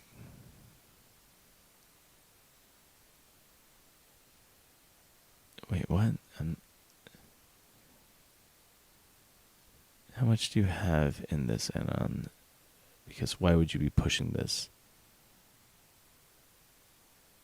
I've been investing in this stock for a long time. But yeah, I don't have someone's a $6 million situation. Yeah, I don't have $6 million in this stock. I'm what you would consider probably like middle class. I've got a normal 9-to-5 job. I invest mainly with my 401k and my Roth, and I've got a good chunk of money that I've set aside and saved over the years, and I've got a good chunk of it in Aterian. So I don't give away my position. I posted in the past before, and then I was told not to do that anymore, especially once I became a streamer. I was told that that's starting to play with fire, and that's, I guess, why DFV stopped, posting his position every night, because it was kind of a rally cry with that if he's still in it, I'm still in it.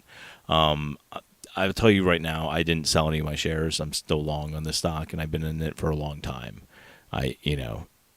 But I don't give away my position. Piper, thank you, Anon. Remote access. You can subscribe, but it's very expensive. Yeah, I think it's like, it's something ridiculous, like $2,000 or $20,000 a month or something like that.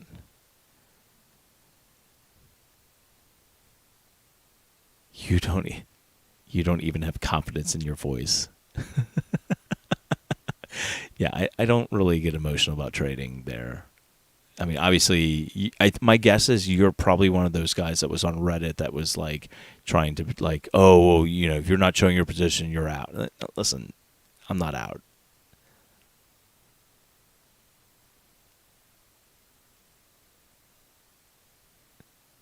Yeah, I mean, it looks like you are that guy, one of those guys that was on Reddit trying to like pick apart. Like, listen, I'm still in this. I'm not hiding. I am not going anywhere. I stand by my data that this stock was manipulated and still is manipulated. Let's see. You should only risk blah, blah, blah, blah, blah. The SEC, not the CC or SCC. I don't know what that is.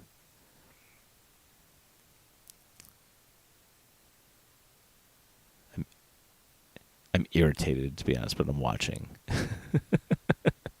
Yeah, I mean, he's just... Yeah, the entire market's going down. Like I showed you guys. Here's the SPY. Look at that. That's the SPY right now. What's Aterian doing? The same thing. It's also going down. Like, everything's going down right now unless you're inverse. So, it is what it is. Anon. It's been a score of 100 on Bloomberg for several months. Yeah, I mean, it's imaginable, but...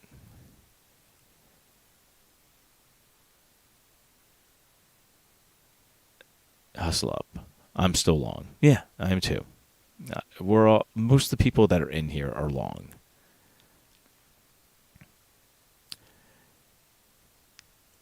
Yeah.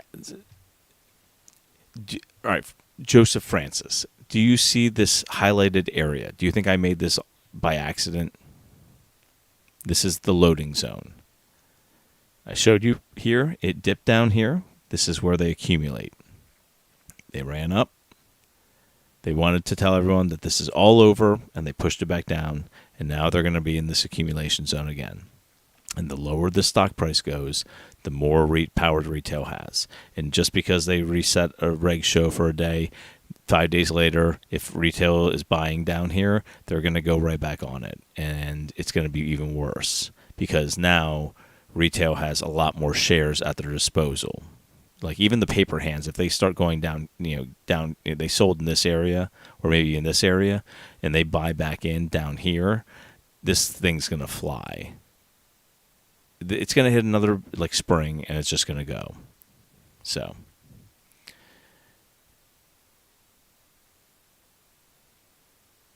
Yeah, I mean, according to like Ortex, it's not showing it, but I mean, once again, it's Ortex, so I don't know if it is or not. I looked it up myself, and I think I actually saw, but the date on it was yesterday's date, so I don't know if today's date. Let me see if I can find that. Here. Yeah, so right here. But this is for Tuesday the 10th. I don't have today's because when I looked it up on the NASDAQ thing, but Aterian's still here. So even if it goes off, it's going to go back on once retail starts buying back in there. It'll take 5 days to get back on, but once it does, it'll be in. So like I showed you guys, AMC did the same thing multiple times. Here it is. So if you missed this part, I'm just showing it again. This is reg show. The green dots or the green bars are reg show. So reg show was here and then got reset, and then it was back on it and got reset, and then it was back on it and then it got reset, and it got back on it and we got reset, and got back on it for a longer period of time, and then reset and on. And for like, we could very well do this, and it all just depends on how much confidence and how diamond-handed people are. And once again, like, if you want to sell, sell. If you want to buy, buy. Like, I don't care what you do with your money, but I'm just telling you guys how this works. So even if they got us off the reg show, we'll probably go right back on it. Once the stock price dips and we can buy more, they will just go right back on it. So I'm not worried about us going on or off it. So let's see. It shows on the reg show date on the 11th, updated at 11 p.m. Let's see. Yeah, we're still on it. Yeah, here it is. We were on it today at least. Yeah, it's updated at 11 p.m. So here we go. Here's the 11th Wednesday. That's today. And Aterian's still on it. So there we go. Vortex is just glitched.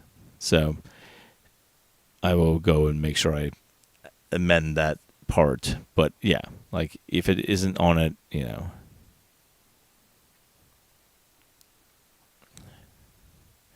and I just tagged you in the Discord. Reg show list is part of the, yeah, I guess they just updated it, so appreciate that. If it's honest advice, I'll take it. Will it go lower, or do you think it hit its low? No, I mean, so I explained this. So you have to look at the indicators, right? So right now the momentum is down, right? We're in a downtrend right now, and we need something to break that. So if you actually like drew out like lines on this, you would see that right now we're in a downtrend. Until we actually get something to reverse that downtrend, you're looking at this. Look at this. Your MACD right now has not crossed back over, and it doesn't look like it's crossing over yet. So look at your RSI. Your RSI right now is about to dip under and become oversold. And at this point, the stochastic is starting to cross over. So my guess would be tomorrow we will probably dip down a little bit into this range, into like the 250s, maybe even break down into the 240s. But I would think by maybe Thursday or by Friday, you might have the battle at 250, and then the following week, that would be where you start seeing maybe some possible curling up. So,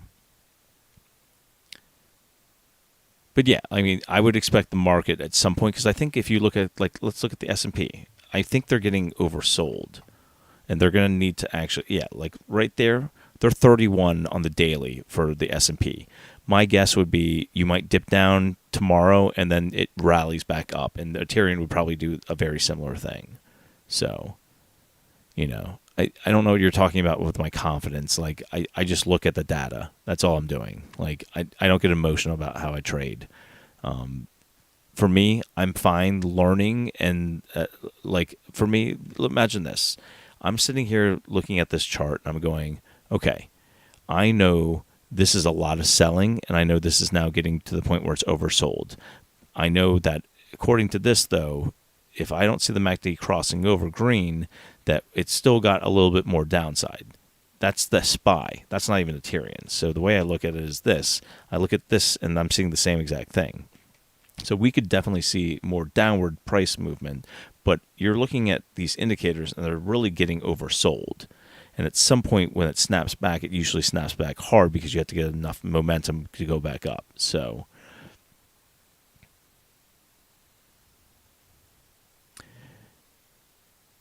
yeah, so book value right now, I think we did it earlier. Book value is in the, I think it's in, let me pull it up real quick.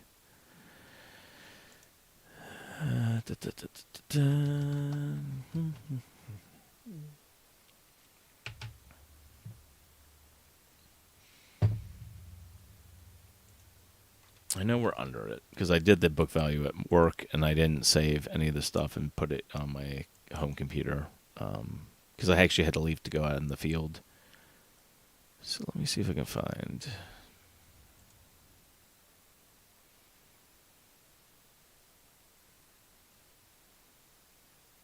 I know we were at 423 last time. That was our book value.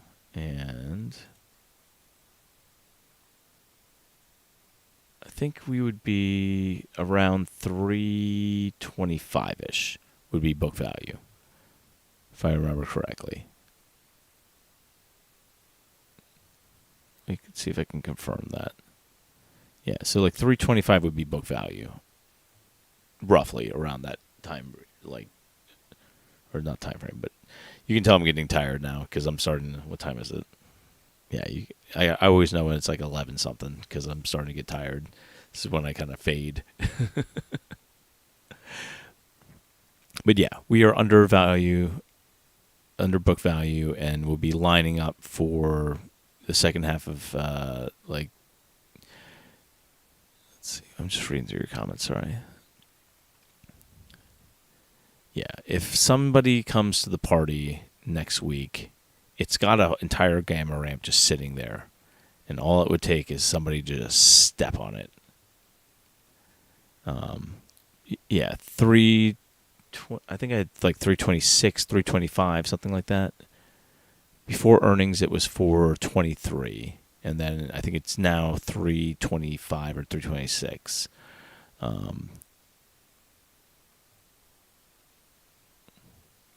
You seem real. I'm sorry about the whole thing I said earlier. I just had another guy sounding.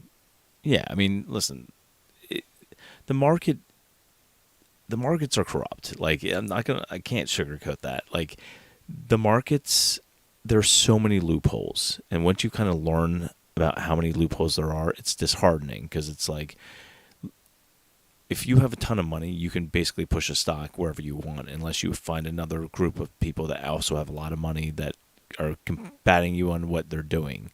On a small cap like Aterian, it's very easy to be manipulated, and that's why it's been manipulated for so long. But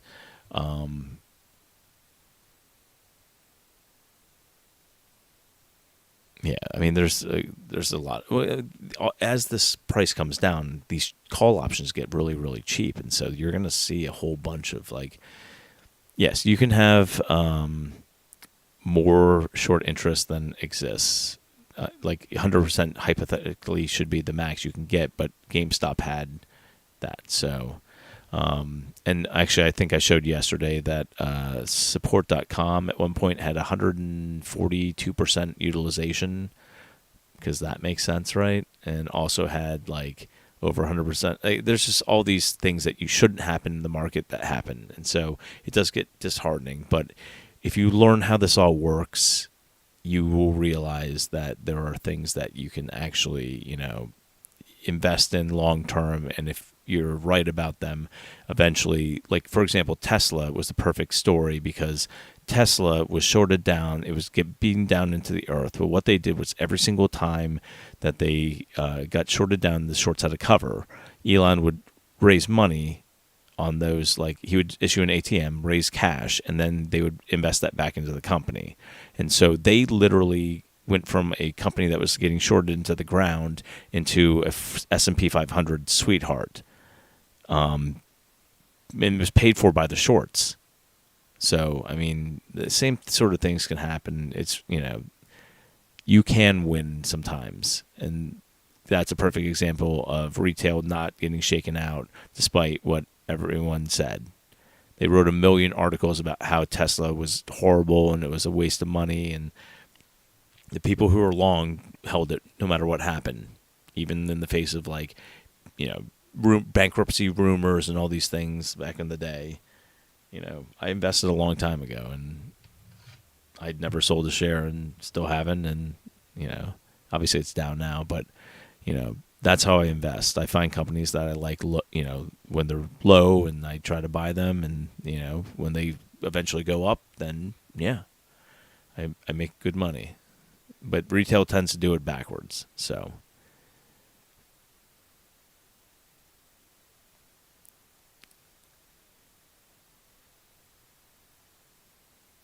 Just reading through you guys. Yeah, there were no porn bots tonight. Maybe Becca scared them off. She was cracking the whip last time. All right. Well, I'm gonna start getting ready for bed because I'm tired. I'm, I'm, I've been out in the field the last 2 days, and I don't like it. It's a lot of driving, a lot of running around, but at the same time, it also keeps me from my desk. But I appreciate you guys hanging out with me. I will try to get the DD done tomorrow. Hopefully, I'm in the office long enough to get it done. I really need to get it out because I didn't like rushing through today. But let me pull up the normal things I do, which is pull up the Discord, invite people there. If you're not part of the Discord, I highly recommend people do it. Join it. It's free. Doesn't cost you anything, and you can learn good information in there. Ask questions. There you go. All right, and let's go through.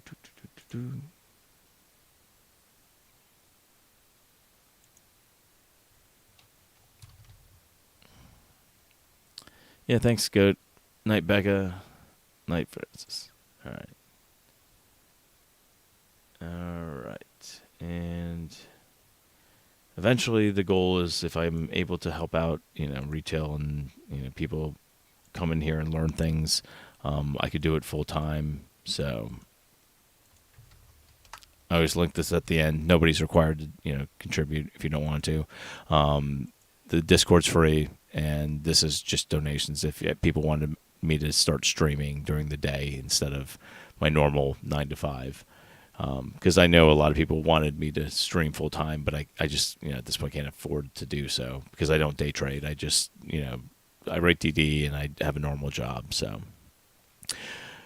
what did you think of SST's run up? SST now is in a different spot than they were. That's what I can tell you, Spider. Let me pull up just one last thing.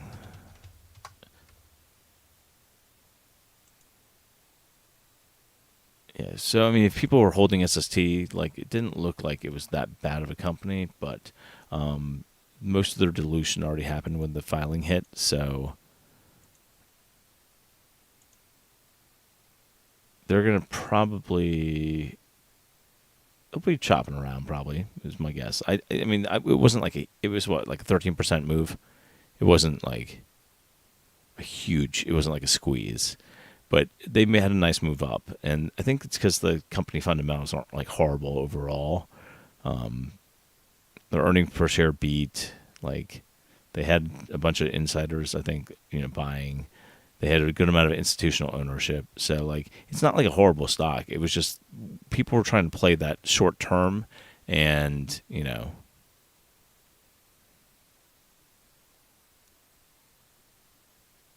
All right. Yeah, I'm just reading through. Yeah, from what I understand, but the problem was people were basically banking on the SEC not being able to get through the S1 filing, and so that was the whole reason why they were squeezing it when it was going through that, because they said it was going to take longer than a month. And I looked at the statistics on that when I went through the S1 filings, and they were starting they had ones that took a month, but they were speeding up. And I was like, listen, guys, their average turnaround on an S1 filing is like 11 days. This is playing with fire. I don't like it. And I said I would rather own Aterian, which has a September time frame, versus SST. So it is what it is. All right. So yeah, I mean, I think SST was already beaten down pretty good, so I think they needed to have a nice little run up, and that's not too bad. Ethan says, "Thanks so much for your DDs and live streams. It's almost not about money. Almost, yeah. I mean, once you kind of understand how this stuff works, it's easier to trade. So, I'm happy to share information that I have at any time. If you want to write me on the Discord, you're more than welcome to. So." Yeah, Warren Buffett says, "When others are scared, when others are scared, be greedy. When others are greedy, be scared. Whatever it is, right?" All right. Well, you guys have a wonderful night. Yes, thank you very much for two, the Canadian dollars. It looks like. I guess I didn't know you were Canadian. So, all right. But you guys have a wonderful evening, and I'll see you guys tomorrow pre-market. And I will work on the DD tomorrow to get that out about the FTDs, the reg show, and it does look like it was. Don't be ashamed that you're Canadian. Canadians are nice people. I had a lot of fun when I went up to Canada. So. I went up there for a friend's bachelor party to Montreal, and I think I've also been to Toronto, and I need to go out to the West Coast, though, because that does look fun. But it does get colder up there. I went up there once in the winter, and that was not as much fun. Okay, I'm sorry. How Canadian of you. All right, guys. Have a wonderful evening, and yeah, I will try to get the DD out tomorrow because regardless, I'm getting called a shill all over Reddit, but it doesn't matter. I mean, I'm just going to keep putting out data, and if people want to read it, that's great. If not, I'll take the abuse. So, all right, you guys have a great evening.